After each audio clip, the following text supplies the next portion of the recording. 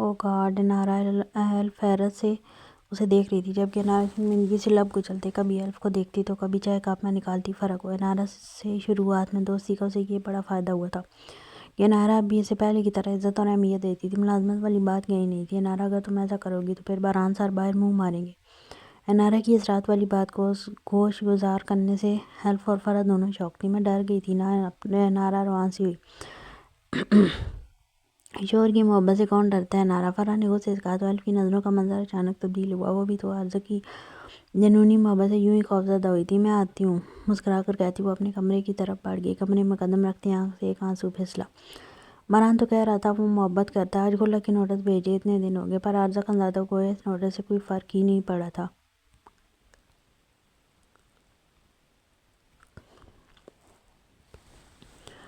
باران اس کا دل بہلانے کے لیے کہہ رہا تھا کہ عارضہ کس سے محبت کرتا۔ عارضہ محبت نہیں کرتا تھا۔ دل میں ٹیس سی اٹھی تو وہ کمرہ اندر سے لاک کرتی بیڈ پر لیٹ گئی، آنکھیں موندتے اس ستمگار کو یاد کیا جو اسے بالکل بھول چکا تھا۔ محبت کے سبھی دعوے دھرے کے دھرے رہ گئے تھے۔ میں تمہیں ہرگز معاف نہیں کروں گی عارضہ خانزادہ، کبھی نہیں، وہ سسکی تھی اور پھر کچھ ہی دیر میں ذہنی سکن کے باعث نیند کی آغوش میں چلی گئی تھی۔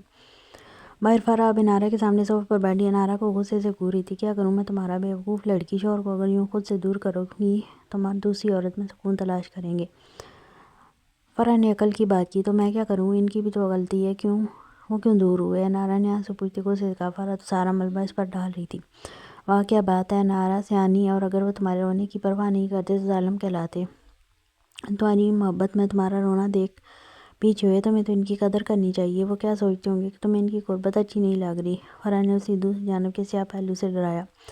نہ نہیں، وہ ایسا نہیں سوچ سکتے۔ انارا نے فوراً اس کے خیال کی نفی کی۔ کیوں نہیں سوچ سکتے؟ جب تم سوچ سکتے ہو کہ وہ تم سے دور ہو گئے تو وہ نہیں سوچ سکتے۔ یہی وقت ہے انارا، انہیں خود سے قریب کر کے ایک کھونٹے سے باندھ دو، کہیں ایسا نہ ہو۔ فرح نے جان بوجھ کے کانوں کو ہاتھ لگاتے بات ادھوری چھوڑی تو انارا آنکھیں بڑی کیے فرح کو دیکھنے لگی، پھر ایک دم گھٹنے کے بل فرح کے سامنے بیٹھی۔ میں کیا کروں فرح، آپ ہی مجھے بتائیں۔ وہ پریشان ہوئی تھی بہت زیادہ۔ فرح نے سوچنے کے انداز میں چائے کا کپ اٹھا کے لبوں سے لگایا اور پرسوچ انداز میں گردن ہلانے لگی۔ واہ رے فرح کے شش کے، میں کچھ سوچتی ہوں۔ تم ایک کام کرو، جب تک کباب تل کے لاؤ میں ذہن لڑاتی ہوں۔ فرح کے کہنے کی دیر تھی، انارا کھڑی ہوتی کچن تک گئی۔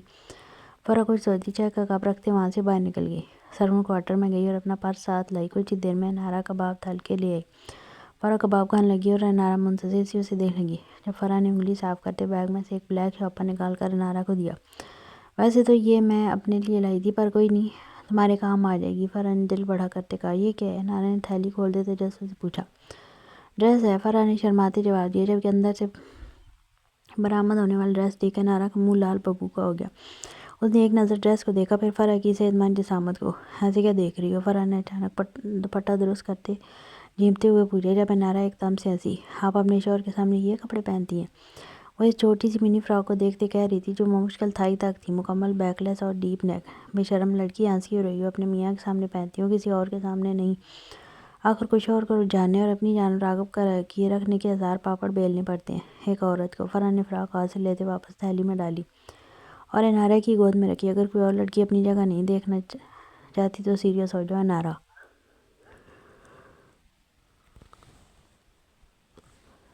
باران سر بھٹک جائیں گے۔ فرح کو باران کا اب تک کی زندگی کا پچھلا روپ یاد آیا تو پریشانی سے کہا، میں یہ نہیں پہن سکتی۔ انارا نے دامن پچایا۔ مرضی ہے تمہاری، لیکن اتنا یاد رکھنا کہ اب پہل ان کی جانب سے نہیں ہوگی، کیونکہ روکا تم نے ہے۔ فرح بات مختصر کرتی وہاں سے برتن اٹھاتی کچن میں چلی گئی۔ انارا کافی دیر وہاں بیٹھی رہی، پھر اس تھیلی کو اٹھا کر کمرے میں چلی گئی۔ بے چینی سے کمرے میں ٹہلتے انارا نے ڈیپ پرپل رنگ کی اس منی فراک کو تھیلی سے نکال کر جائزہ لیا۔ کیا کروں؟ وہ کافی دیر سوچتی رہی، پھر وہ فراک الماری میں رکھتی باہر بھاگی۔ شام کا وقت تھا، فرح کھانا تیار کر رہی تھی جب انارا نے کچن میں ہنسنے لگی۔ میں وہ ڈریس پہن لوں گی، آپ بتائیں مجھے کیا کیا کرنا ہے؟ فرح اس کی بھورتی پر مسکرائی، پھر انارا کو ٹماٹر کاٹنے کا اشارہ کیا۔ انارا ٹماٹر کاٹنے لگی اور فرح اسے ساتھ ساتھ سب سمجھانے لگی۔ دیکھو جو باتیں میں نے تمہیں سمجھائی ہیں وہ بظاہر تو مڈل کلاس عورتوں کی ہیں، پر یہ باتیں مرد کے دل میں جگہ بنا لیتی ہیں۔ بات مکمل کر کے فرح نے سمجھایا تو انارا گہرا مسکرائی۔ اتنے میں لاؤنج میں رکھا لینڈ لائن بجنے لگا۔ انارا لینڈ لائن کی طرف بڑھی، اس سے معلوم تھا زریمہ کا فون ہوگا۔ زریمہ روز فون کرتی تھی، پر اب اسے زریمہ سے کوفت ہونے لگی تھی، کیوں وہ باران کے متعلق نیگیٹو باتیں کرتی تھی اور اس کی زندگی میں اینجل پیری وہ واحد اس کا اینجل تھا جس کی وہ کبھی برائی نہیں سن سکتی تھی۔ یہی وجہ تھی کہ وہ اکثر زریمہ کی کال اوائڈ کر دیتی تھی۔ کچھ دیر زریمہ سے بات کرنے کے بعد ہی وہ بیزار ہونے لگی تھی، جلد کاٹ کرنے کی دعا کرنے لگی، پر زریمہ بار بار اس کے اور باران کے تعلق کے متعلق پوچھ رہی تھی۔ زریمہ میں بات کروں گی، باران آ گئے۔ جان چھڑانے کے لیے انارا نے بہانا گڑھا تو دوسری جانب زریمہ سر تپید سے لگ رہی، یعنی وہ جھوٹ بول رہی تھی۔ وہ معصوم چڑیا کیا سمجھتی تھی کہ زریمہ اتنی بے خبر ہرگز نہیں۔ ٹھیک ہے، میں آئندہ کبھی تم سے رابطہ نہیں کروں گی، تم اپنے گھر میں خوش رہو۔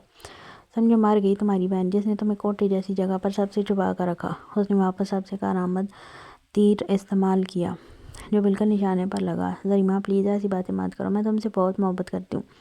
انارا اس کے نام لہجے پر شرمندہ ہوئی۔ ٹھیک ہے، بعد میں بات ہوگی، کہتے ساتھ زریمہ نے فون کاٹ دیا۔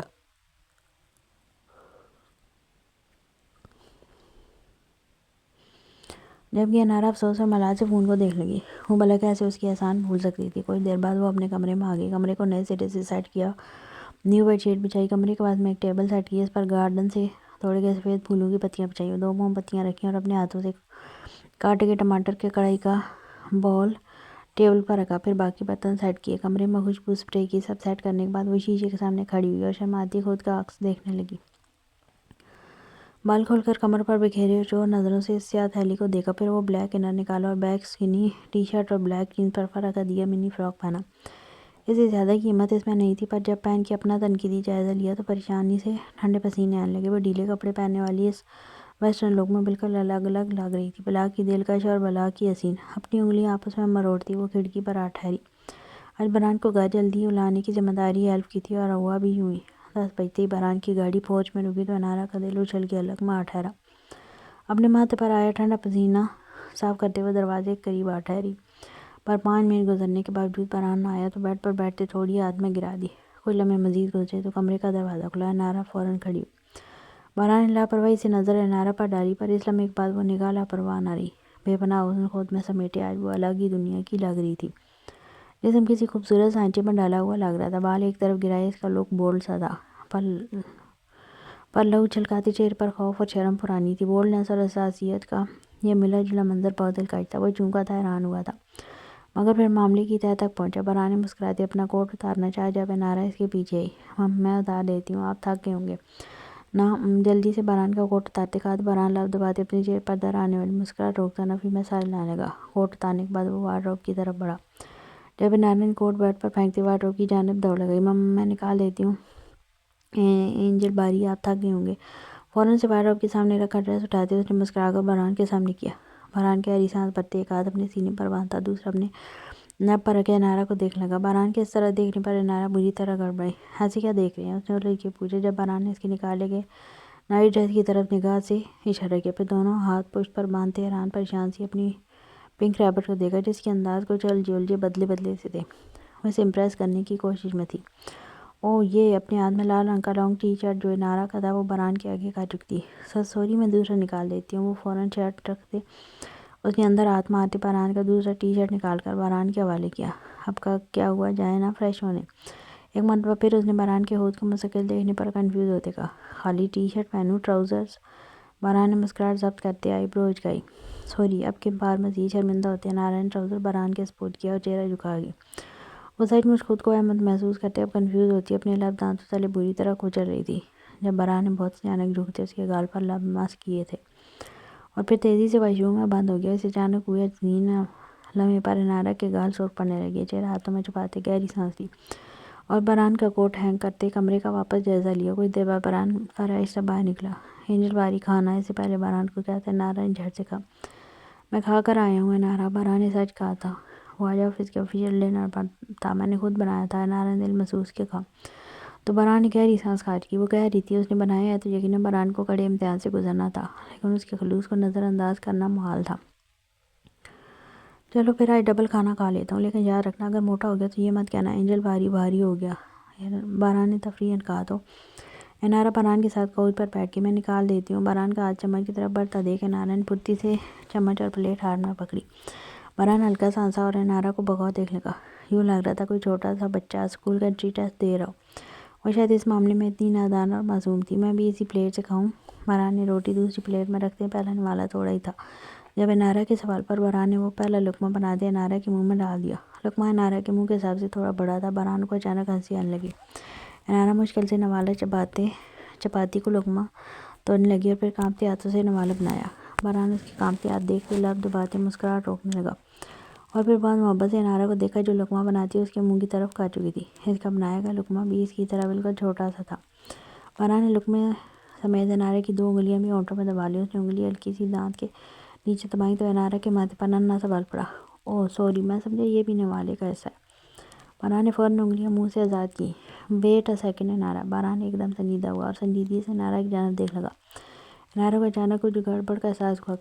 کیا ہوا؟ پریشانی سے پوچھا۔ یہ کھانا تم نے بنایا ہے؟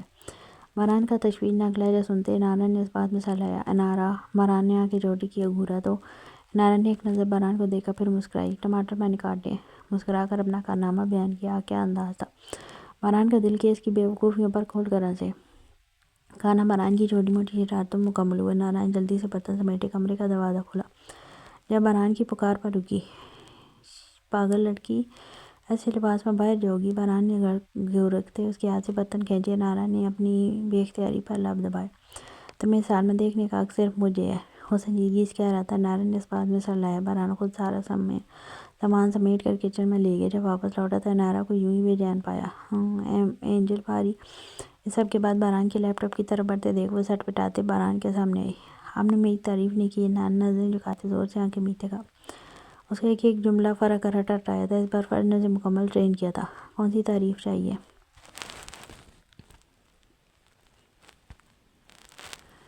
لفظی یا عملی؟ لیپ ٹاپ سائٹ کرتے ہوئے انارہ کو وال سے پن کر چکا تھا۔ انارہ کو لگا کمرے میں آکسیجن کم ہونے لگا ہے۔ جو آپ کو پسند ہو، وہ نظریں جھکاتے بول گئی۔ جب باران اس کے مزید قریب ہوا، انارہ کو اپنی سانسیں باران کی سانسوں سے الجھتی محسوس ہوئیں۔ نہیں، آج کچھ بھی میری پسند کا نہیں ہوگا، سب میری پسند کا ہوگا۔ الجھا سا لہجہ ساتھ باران کی انگلیاں جو انارہ کی انگلیوں میں الجھتی مزید گھبراہٹ بڑھا رہی تھی۔ بتاؤ، لفظی تعریف کروں یا عملی؟ باران نے انگلی انارہ کے گال پر کھینچتے انارہ کے لبوں کے قریب اپنے ہونٹ رکھے تو انارہ کو لگا اس کی سانس بند ہو جائے گی۔ اس نے باران کی انگلیوں سے اپنی انگلیاں نکالنی چاہیے، پر باران کی پکڑ مزید سخت ہوگی۔ بتاؤ، کون سی تعریف چاہیے؟ پیچھے ہوتے انارہ کا پسینے سے تار چہرہ دیکھ باران دلچسپی سے پوچھنے لگا۔ تو دونوں وہ بولی تو باران بے اختیار کہہ لگا کر ہنسا اور اس کی بگڑتی حالت کے پیش نظر پیچھے ہو گیا۔ پنک ریبٹ، اپنی حالت دیکھو، لفظی برداشت نہیں ہو رہی، عملی میں تو وہ بادل نے خاصا جملہ ادھورا چھوڑتا بیڈ پر بیٹھ گیا۔ انارہ نے نظر اٹھا کر اسے دیکھا تو اس کی آنکھوں میں ڈھیروں آنسو جمع تھے۔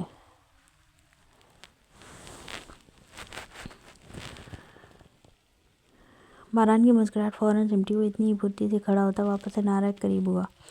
اے لک ایٹ می، رو کیوں رہی ہو انارہ؟ میں مذاق کر رہا تھا یار۔ باران نے اسے سینے میں بھیجتے اس کی پیٹھ رب کی۔ نہیں، میں ہی کمزور اور بزدل ہوں۔ وہ سسکی لینے لگی تو باران مسکرایا۔ تم کمزور نہیں ہو، تم باران دلشیر کی بیوی ہو، تمہاری طاقت باران دلشیر ہے میری جان۔ اچھا سب چھوڑو، یہ بتاؤ فرح نے اور کیا کیا کرنے کو کہا ہے؟ ابھی اور کیا کیا آئٹم باقی ہیں؟ باران کے اچانک سوال پر وہ ہڑبڑا کر رونا بھول باران کو دیکھ لگی۔ باران کی آنکھیں چمک رہی تھیں۔ فرح آپی نے کچھ نہیں کہا۔ انارہ نے فوراً اس کے ساتھ سے نکلنا چاہا، پر باران ایک مرتبہ پھر اسے دیوار سے پن کر چکا تھا۔ یہ جو فرح تمہیں پٹیاں پڑھا رہی ہے نا، ٹرسٹ می، تمہارے لیے جان لیوا ثابت ہوگی میری ریڈ ریبٹ۔ تم ویسے ہی باران دلشیر کے ساتھ پر بہت بری طرح چھائی رہتی ہو، اگر ایسی حرکتیں کرو گی تو جان لے جاؤ گی میری۔ وہ سچ کہہ رہا تھا۔ انارہ نے فوراً باران کے سینے پر سر رکھتے نفی میں سر ہلایا۔ اگر آپ نے ایسی باتیں کی تو میں رو دوں گی۔ باران نے انارہ کو خود سے الگ کیا اور اچانک بلند کرتے انارہ کی ٹانگیں اپنی کمر کے گرد لپیٹ لیں۔ نیچے اتارے۔ انارہ نے گرنے کے خوف سے بائیں باران کے گلے میں ڈال دیں۔ اب صرف یہ بتاؤ، پہلے کس چیز کی تعریف کروں؟ ان لبوں کی۔ باران نے انگلی انارہ کے لب پر رکھی، یا ان آنکھوں پر؟ اب کے بعد انارہ کی پلکیں لرز اٹھیں۔ کسی کی نہیں۔ انارہ اس لمحے کو پچھتانے لگی جب خود کی تعریف کو مطالبہ کیا تھا۔ ایسے کیسے؟ اب تو تعریف کرنی ہے مجھے، میری بیوی چاہتی ہے میں تعریف کروں تو میں کیسے تعریف نہ کروں؟ ساتھ باران نے لب انارہ کی شہ رگ پر رکھے۔ انارہ کو لگا کسی دہکتی چیز نے گردن کو جھلسا دیا۔ باران پیچھے ہٹا تو انارہ باران کے سینے میں پناہ تلاش کرنے لگی۔ اینجل بھاری، سانس نہیں آ رہی، وہ اٹکتے ہوئے بولی۔ میں دوں؟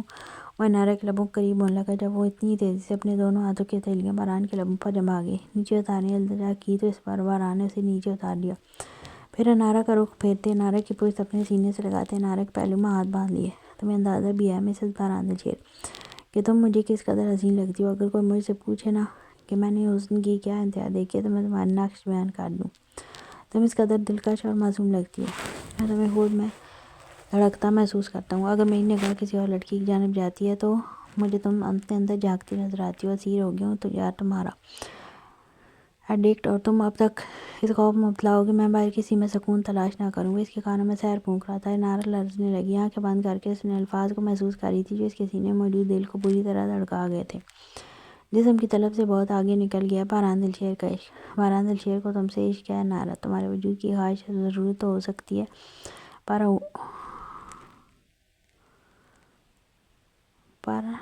ہوا نہیں۔ تمہارا یہ سوچنا کہ بہران دل شیر کسی اور کے پاس جائے گا یہ میری محبت کی حد تک ہے۔ کیا تم اپنے اینجل باری کو ایسا سمجھتی ہو؟ نعرہ کا رخ اپنی جانب کرتے ہوئے اس کے دلکش نقش پر اپنے لب رکھ رہا تھا۔ نعرہ بے پناہ روتے بہران کے سینے میں اپنا چہرہ چھپا گئی۔ میں محبت کرتی ہوں آپ سے اینجل باری، مجھے ڈر لگتا ہے کیونکہ جو مجھ سے محبت کرتا ہے نا وہ مجھ سے دور ہو جاتا ہے۔ میری ماما بھی ایسے ہی چلی گئی اور آپ نے کسی اور سے محبت کر لی تو میں مر جاؤں گی۔ میں بس آپ کا اور اپنا رشتہ مضبوط کرنا چاہتی ہوں۔ وہ کہتے ساتھ بہران کے سینے پر لب رکھ چکی تھی۔ بہران کا وجود اچانک کسی تیز طوفان کی زد میں ہوا۔ وہ پتھر پر نہ اپنے سامنے کھڑی چھوٹی سی لڑکی کو دیکھنے لگا، پھر اس کا وجود خود میں یوں بھیجا جیسے کھو دینے کا خوف ہو۔ پھر بہران نے اسے مزید کچھ کہنے کا موقع نہ دیا، نہ خود کچھ کہا۔ وہ اس کی توجہ اور محبت چاہتی تھی۔ بہران دل شیر کی محبت کی طالب تھی، اولاد چاہتی تھی، اپنے اور اس کے رشتے کو آگے بڑھانا چاہتی تھی، تو وہ حق نہیں رکھتا تھا کہ مزید اسے جھٹکتا۔ وہ اسے بیڈ پر لٹا کر اس کے وجود پر قابض ہوتے، اس کے بالوں میں چہرہ چھپاتے آنکھیں موند گیا۔ نعرہ کی خوشبو محسوس کرتے سانس اندر کھینچی۔ نعرہ کے بازو کو چھوتے ہاتھ انگلیوں میں الجھنے لگی۔ نہ جانے کے باوجود نعرہ کی آنکھ سے آنسو پھسلنے لگے، پر آج وہ اسے خود سے دور نہیں کر سکتی تھی۔ یہی وجہ تھی کہ وہ سختی سے اپنا نچلا لب دبا گئی۔ بہران جو اس کی خوشبو کو خود میں اتار رہا تھا، بند نظروں کا منظر بدلا تھا۔ ایک مہکتی خوشبو کی جگہ اب اسے سیاہ عجیب سی بو آنے لگی تھی۔ جسم دہکتا ہوا، کچھ غلیظ سانسیں اپنے سینے پر محسوس ہوئیں تو وہ جھٹکے سے دور ہوا۔ پھر نعرہ کا سرخ ہوتا چہرہ دیکھا، وہ آنکھیں کھولے بہران کو دیکھ رہی تھی۔ نعرہ کی نم آنکھیں دیکھ بہران کے حلق میں کانٹے اڑنے لگے۔ وہ غلیظ بستر گندگی کا ڈھیر لگنے لگا، جس گندگی کا حصہ وہ خود بھی تھا، ایک سیاہ کیچڑ۔ اور اس کے درمیان لیٹی ہے نعرہ کمل کا وہ سفید اور پاکیزہ پھول جو بہت انمول ہوتا ہے، اور اسے اپنا وجود کیچڑ اور گندگی اور غلاظت سے لتڑا ہوا محسوس ہوا۔ وہ واقعی انمول تھی، کوٹھے جیسے گند سے نکلی پاکیزہ کمل کا پھول، اور اب اس گندے بستر پر لیٹی سفید روشنی۔ پتہ نہیں سینے میں کیا عجیب سی وحشت اٹھ اٹھی کہ بہران نے بہت اچانک اسے بستر سے کھینچتے کھڑا کیا۔ نعرہ لڑکھڑا کر بہران سے اٹک رہی، پر بہران سے یوں دور ہوا جیسے اگر چھوا تو اس سے موت واقع ہو جائے گی۔ اور یہ دوسرا اور ایک مرتبہ پھر سے وہی موقع تھا جب بہران دل شیر نے خود کو بے تحاشا بے بس محسوس کیا تھا۔ کیا ہوا اینجل باری؟ نعرہ یہ سمجھی تھی کہ اس کے آنسوؤں نے بہران کو غصہ دلایا۔ بہران کو وہ کمرہ بدبودار آگ لگنے لگا۔ نظر کے سامنے وہ تمام منظر گھومنے لگے جس میں وہ غیر لڑکیوں کے پیسوں کے عوض اس کمرے میں لا کر حرام کاری کرتا تھا۔ ایک ایک منظر محسوس ہونے لگا، وہ ناپاک لمس جس نے اسے چھوا تھا، وہ اپنے وجود پر کسی سام کی طرح رینگتے محسوس ہونے لگے، اور اپنی انگلیوں پر بھی آگ محسوس ہونے لگی۔ سینے پر بوجھ بڑھنے لگا تو بہران گہرے گہرے سانس بھرنے لگا۔ اینجل باری؟ نعرہ نے ہاتھ سے بہران کے بازو کو چھو وہی تھا جب بہران جھٹکے سے اسے دور کیا۔ وہ موم سی نازک اور پاکیزہ لڑکی، وہ کیسے اسے گندا کر سکتا تھا؟ اس نے کس قدر اذیت سے نعرہ کو دیکھا، اور اگر یہ لڑکی جان جاتی کہ جس بستر پر وہ لیٹی تھی وہاں کئی لڑکیاں روندی جا چکی ہیں، اور جس کے ساتھ کہ وہ متمنی تھی وہ کتنی راتیں زناکاری میں گزار چکا ہے، تو یقیناً کبھی اس کی طرف اس طرح سے قدم نہ بڑھاتی۔ بہران دل شیر کو سانس پانس کر آنے لگی۔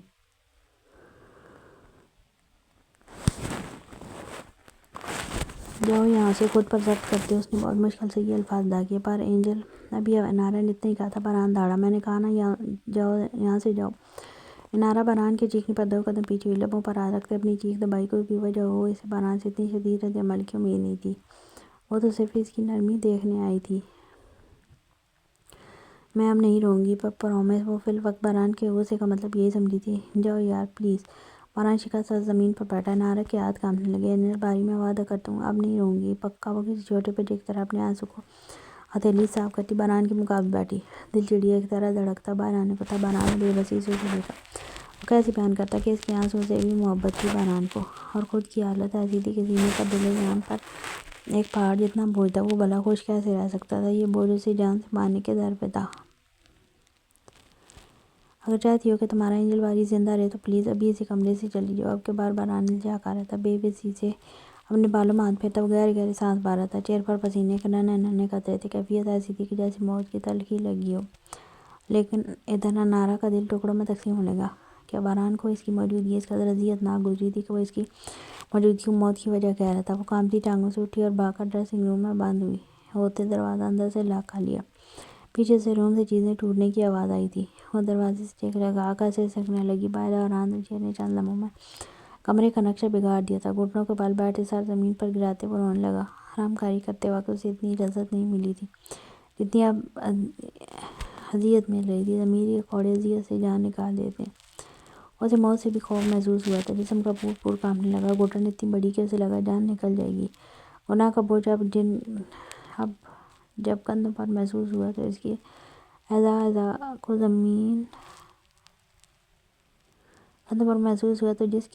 کو زمین سے لگا گیا۔ وہ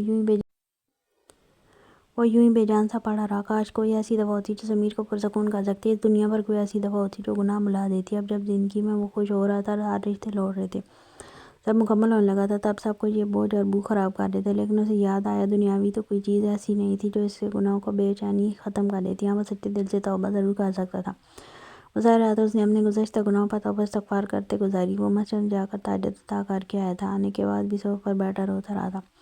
رات کا نہ جانے کون سا پہر تھا جب آنسو سوکھ چکے اور جسم میں کچھ توانائی محسوس ہوئی۔ یوں لگا کہ ایک عذاب آ کر گزر گیا۔ رات کی کیفیت بدل چکی تھی۔ وہ کیفیت ڈھلتے سورج کی مانند غائب ہو گئی۔ اب ذہن بالکل خالی تھا۔ گردن پر ہاتھ رکھتے اپنی گردن جھٹکی اور کھڑا ہو گیا۔ نگاہ گھڑی پر گئی جو رات کے 4 بجے آ رہی تھی۔ رات کی دھند چھٹی تو سارے منظر صاف ہونے لگے۔ نگاہ بے اختیار ڈریسنگ روم کے بند دروازے پر گئی۔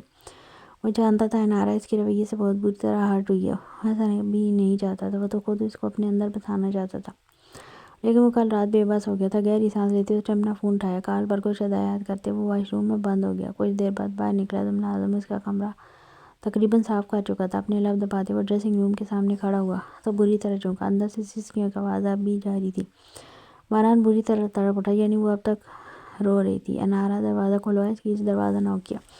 اندر سسکیاں پل بھر کو رکی پر جواب نہیں آیا۔ انارا دروازہ کھولو پلیز، اب کہ وہ کچھ بلند آواز میں بولا پر جواب صرف خاموشی۔ انارا ایک لمحے میں دروازہ کھولو ورنہ میں خود کھولوں گا تو وہ بول رہا تھا جب ڈریسنگ روم کا دروازہ کھلا۔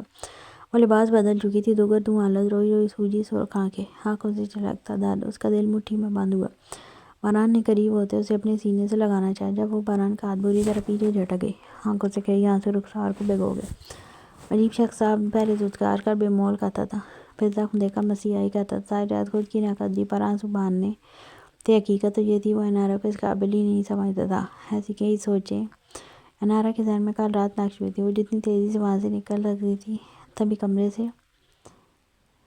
سکتی تھی کمرے سے نکل گئی تھی۔ باران خاموش تھا، نہ کھڑا اس کی غیر موجودگی کو محسوس کر رہا تھا۔ دل خالی خالی لگا جیسے سب ختم ہو گیا۔ ایک زوردار مکہ ڈریسنگ روم کے دروازے پر مارا، پھر لب سختی سے بھیجے۔ وہ نہیں چاہتا تھا پر اب ضروری تھا وہ کسی سائیکالوجسٹ سے رجوع کرے۔ یہ کیفیت ہر اس وقت ہوتی جب وہ انارا کے قریب جاتا۔ وہ مزید اپنی اس کیفیت سے اسے خود سے دور نہیں کر سکتا تھا، پر وہ یہ بھول گیا تھا کہ گناہ کا کوئی بوجھ کوئی سائیکالوجسٹ یا دوائی کم نہیں کر سکتی۔ یہ دن بدن بڑھتا ہے جب تک انسان اپنے اثر کو نہ پہنچے۔ گاڑی پوج میں روکتے وہ لان میں داخل ہوا تو سامنے ہی اپنے ماں باپ کو بیٹھے دیکھا۔ نظر ماں پر ٹھہر سکی۔ وہ ماں ہو کر اسے کیسے اس قدر اذیت دے سکتی تھی؟ اتنا گھناؤنا کھیل اپنی جھوٹی انا و جیت کی خاطر اس کی عزت کے پرخچے اڑا دیے کر ڈالے تھے، کردار کی دھجیاں بکھیر دی تھی۔ کیا وہ جانتا نہیں تھا کہ آخر کون زین کو وہ فیک ویڈیو دکھا سکتا ہے، کہ نورین کو وہ فیک ویڈیو دکھا سکتا ہے؟ پر اذیت ماں سے زیادہ اس لڑکی نے دی تھی جس پر وہ اندھا اعتبار کرتا تھا، اور وہ اس پر اعتبار ہی نہیں کر سکتی۔ کیا ان کے مابین اتنا کھوکھلا رشتہ تھا؟ ڈیڈ مجھے ضروری بات کرنی ہے آپ سے۔ وہ ڈائریکٹ اپنے باپ سے مخاطب ہوا۔ حیدر صاحب کے ساتھ عالیہ نے بھی چونک کر اسے دیکھا۔ بولو، ایک نظر بیوی کو دیکھتے ضیاء سے مخاطب ہوئے۔ میں سلطان نورین کو طلاق دے رہا ہوں۔ بات تھی گویا بم۔ حیدر صاحب کے ماتھے پر بلوں کا جال نمودار ہوا، جیسے بہت مشکل سے ضبط کیا ہو، جبکہ عالیہ کے چہرے کی مکروہ چمک بڑھ کر دگنی ہو گئی تھی۔ جیسے دماغ درست ہے تمہارا؟ پاگل تو نہیں ہو گئے ہو؟ شادی ہے کوئی کھیل تماشا سمجھ رکھا ہے تم نے؟ نہ چاہنے کے باوجود وہ اس کی بکواس بات پر بھڑک اٹھے تھے۔ آپ چپ رہیں حیدر صحیح فیصلہ کار ہے وہ، دیر سے ہی صحیح پر صحیح قدم اٹھا رہا ہے۔ وہ خوشی سے ضیاء کی طرف آئی تو ضیاء خود عزیزی سے مسکرایا۔ خوش ہیں آپ مسز حیدر؟ اس کے لہجے اور عجیب سے تاثرات پر ایک لمحے کے لیے وہ ٹھٹکی۔ کچھ چبھتا سا محسوس ہوا ضیاء کا، پر وہ فی الحال نظر انداز کر گئی۔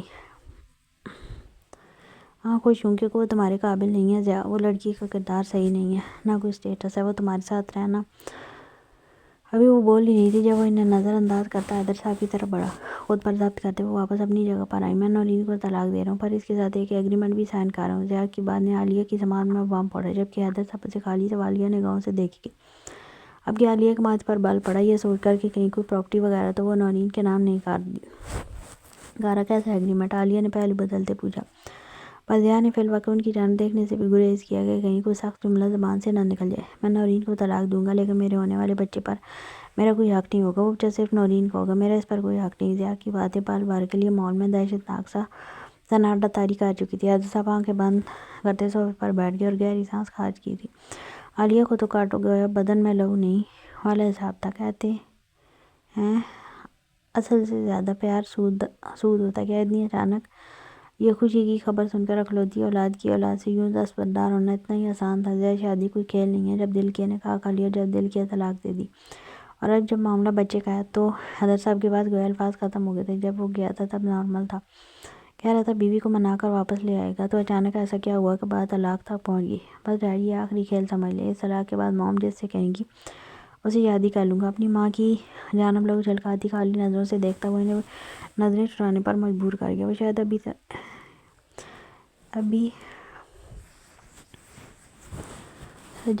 اچھی طرح جان گئی تھی کہ بیٹے کا اشارہ کس کھیل کی جانب ہے. وہ نہیں جانتی تھی ضیاء کو حقیقت معلوم ہے یا نہیں, لیکن چور کی داڑھی میں تنکے والا حساب تھا.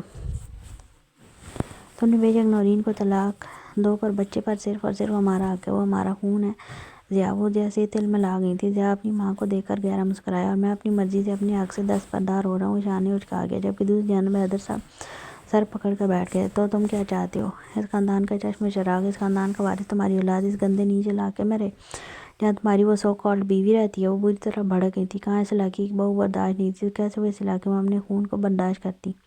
اس کی ماں جہاں رہے گی وہ وہیں رہے گا یا رہے گی. میں طلاق کے ساتھ اولاد کا حق مکمل نورین کو دوں گا, اور یہ میرا آخری فیصلہ. وہ آدمی بولا تو ان کا پارا بھی چڑھنے لگا. پھر نورین سے کہو اس بچے کو ہی. ابھی وہ کہہ نہیں تھی جب حیدر صاحب داڑے. بکواس بند کر اپنی بیہودہ عورت. حیدر صاحب کی داڑھ پر وہ خود بھی سہم گئی تھی. پھر اپنے الفاظ کی سنگینی کا احساس ہوا تو ضیاء کو دیکھا جو بے یقینی اور ملامت بھری نظروں سے نہیں دیکھ رہا تھا. ضیاء تم نورین کو ابھی اسی وقت واپس لے کر آؤ. حیدر صاحب نے غصے سے حکم دیا. کسی صورت نہیں لاؤں گا ڈیڈ, کوشش کر چکا ہوں. اب نورین اس گھر میں نہیں آئے گی. وہ بول کر اپنے کمرے میں جا چکا تھا. دروازہ زور سے بند ہونے کی آواز پر وہ ہوش کی دنیا میں لوٹے. یہ کیا بکواس کر کے گیا حیدر؟ میں کسی صورت اپنی نسل اپنے خاندان کے وارث کو وہاں نہیں چھوڑ سکتی. وہ بھڑکتی اب اپنے شوہر سے کہہ رہی تھی. سب تمہارا ہی کیا دھرا ہے بی بی. اب جو ہو رہا ہے اسے قبول کرو. بھول جاؤ اپنے بیٹے کی اولاد کو. حیدر صاحب غصے سے بولتے کھڑے ہوئے جب وہ تل ملاتی ان کے سامنے آئی. اب یہ نہیں کر سکتے. آپ منائیں ضیاء کو. وہ کیسے اپنی اولاد سے دستبردار ہو سکتا ہے؟ وہ اب واقعی پریشانی سے کہہ رہی تھی. جس قدر آپ سب بگاڑ چکی ہیں نا بیگم, مجھ سے اب سدھارنے کی توقع ہرگز مت رکھیے گا. وہ انگلی اٹھاتے وارن کرنے کے انداز میں باہر کمرے میں جان لگے. میں نے کیا کیا ہے؟ میں نے کیا بگاڑا ہے حیدر صاحب؟ وہ تیور چڑھاتی ایک بار پھر اس کے پیچھے گئی. بہت مشکل سے خود پر ضبط کیا میں نے. ایسا نہ ہو لحاظ بھول جاؤں. تو جو ہو رہا ہے اب تمہاری مرضی سے ہو رہا ہے تو اسے قبول کرو. جھٹکے سے اسے پیچھے دھکا دیتے وہ کمرے میں چلے گئی, جبکہ وہ سن کھڑی رہ گئی. آخر ان کا بیٹا اور شوہر ایسے کیسے اپنے وارث کو یوں چھوڑ سکتے تھے, جبکہ ان کو تو یہ سوچ کر ہی ہول اٹھ رہے تھے کہ ان کی اولاد یعنی ان کی نسل اس علاقے میں سورے کی پرورش میں رہی جو وہ ہرگز برداشت نہیں کر سکتی تھی. وہ سب لاؤنج میں بیٹھے تھے. ٹی وی پر کوئی مزاحیہ مووی چل رہی تھی. زینب, الیاس اور عابدہ تو فقط مسکرانے پر اکتفا کر رہے تھے, جبکہ سحر کے چھت پاڑ کہہ کے گونج رہے تھے. الیاس اور عابدہ تو نارمل تھے, جبکہ سحر کے کہہ کے ذہن کو ہم ناگوار لگ رہے تھے. اس لڑکی میں نزاکت نام کو نہیں تھی. ایک ہاتھ کی مٹھی ہونٹوں پر جماتے اب وہ مووی چھوڑ سحر کو گھورا تھا. سحر کو ذہن کی نظریں اپنے اوپر محسوس ہو رہی تھی, پر شروع سے یہی تھا. وہ جب سب کے درمیان ہوتی تو اسے ذہن سے ڈر نہیں لگتا تھا. یہی وجہ تھی اب یوں نظر انداز کیا جیسے کچھ محسوس ہی نہ ہو رہا. ہیلو, کیا ہو رہا ہے؟ ملک کی آواز پر سب چون کر پلٹے. سحر کا چہرہ خوشی سے دمک اٹھا تھا. ذہن خاموشی سے اب بھی صرف سحر کو دیکھ رہا تھا. سب سے ملنے کے بعد ملک سحر سے کچھ فاصلے پر بیٹھ گیا. سحر نے جو نظروں سے ذہن کو دیکھا تو وہ سنجیدہ تھا, لیکن سحر کے دیکھنے پر مسکرایا تھا. اس کی مسکراہٹ کا مفہوم سحر اچھی طرح سمجھی تھی. میں آپ کے لیے پانی لاتی ہوں. سحر ملک سے کہتی کھڑی ہونے لگی. جب ملک نے بازو پکڑتے اسے واپس اٹھایا. رہنے دو سحر, اس کی ضرورت نہیں. سحر کے پسینے چھوٹنے لگے, جبکہ ذہن اب بھی اسے مسکراتے ہوئے دیکھ رہا تھا. ٹھیک ہے, میں چائے لاتی ہوں. میں چائے بنانا سیکھی ہے. وہ اٹھنے کو پھر پرتونے لگی. نہیں, مجھے چائے نہیں پینی. ملک نے نبی مسل لایا. وہ پھر اب کے بار انداز التجا یہ تھا اور اس کے یوں پر پڑھانے کی وجہ ذہن کے علاوہ کوئی اور نہیں تھا۔ کافی بھی نہیں پینی، تم بیٹھو۔ مورے نے اس کی اٹھنے کا جیسے ہر راستہ بند کر دیا تھا۔ ذہن نے بیچارگی سے دور نکلتے ذہن کو دیکھا۔ میرے لیے کافی لے کے آؤ۔ اب کی بار ذہن نے اس کی مشکل حل کی تو وہ مزید ایک لمحہ ضائع کیے بغیر کچن میں غائب ہوگی۔ 15 منٹ بعد باہر آئی تو ہاتھ میں کافی کا مگ تھا۔ ذہن کو کافی پکڑاتی وہ ذہن کے برابر میں ہی بیٹھ گئی۔ ذہن نے گردن موڑ کر اسے دیکھا۔ اس کی تابیداری پر وہ متاثر ہوا، اگرچہ وہ خوف سے یہ تابیداری کر رہی تھی۔ الیاس صاحب اور عابدہ بیگم کو بھی اسے کچھ معاملہ سمجھ آ رہا تھا۔ اپنی کتابیں لے آؤ سر، میں کچھ دیر سمجھا دیتا ہوں، کالج میں مشکل نہیں ہوگی۔ ملک نے اس بات شروع کرنے کو موضوع چھیڑا۔ ہم پہلے مووی دیکھتے ہیں نا۔ وہ بہت چالاکی سے دامن بچا گئی۔ یوں بھی اتنے اچھے وقت میں کتابیں کون چھانتا ہے۔ وہ سب واپس فلم دیکھنے لگے۔ کچھ دیر کے بعد سیر کہہ گا ایک بار واپس گونجنے لگے۔ وہ ہنستے ہنستے ذہن کے کندھے پر چہرہ گرا گئی۔ ہاتھ میں کافی کا کپ تھوڑا سا ٹیڑھا ہوا اور ذہن کی شرٹ گندی کر گئی۔ ذہن نے اغواری سے اس کے سر کو دیکھا لیکن وہ اب بھی ہنس رہی تھی۔ نہ جانے کیوں پر اچانک ذہن کو ہنسی آئی۔ پھر باقی پورا وقت وہ مووی چھوڑ سیر کا ہنسنا دیکھ لگا۔ مووی لمبی تھی۔ ملک جلد کال آنے پر ان سے معذرت کرتا وہاں سے جا چکا تھا۔ مووی ختم ہونے سے پہلے ہی الیاس صاحب اور عابدہ بیگم بھی روم میں جا چکی تھی۔ منظر تبدیل ہو چکا تھا۔ کافی کا کپ میز پر رکھا تھا۔ سیر تھوڑا تھوڑا کر کے صوفے پر لیٹ چکی تھی۔ اس کا سر ذہن کی تہہ پر رکھا تھا۔ ذہن ایک ہاتھ کو صوفے پر رکھے سیر کو گھور رہا تھا۔ کیا محنت کرتا وہ اس لڑکی پر، اسے نزاکت سے ہنسنا بھی سکھانا تھا۔ یہ کب ختم ہوگی؟ بالآخر سیر نے چہرہ اونچا کرتے ذہن کو دیکھا۔ اسے ذہن الٹا نظر آیا اور خود کو گھورتا ہوا ہوش میں لوٹتے وہ فوراً سیدھی ہوئی۔ ابھی آدھے گھنٹے کی بات ہے۔ ذہن نے ٹیلی ویژن کو دیکھتے کوفہ سے کہا۔ وہ خود نہیں جانتا تھا کہ وہ اب تک باہر کیوں بیٹھا ہے، اسے بھی اندر چلے جانا چاہیے تھا۔ ہم باقی کل دیکھ لیں گے، مجھے نیند آ رہی ہے، سیر نے جمائی روکتے کہا تو ذہن نے ریموٹ انجان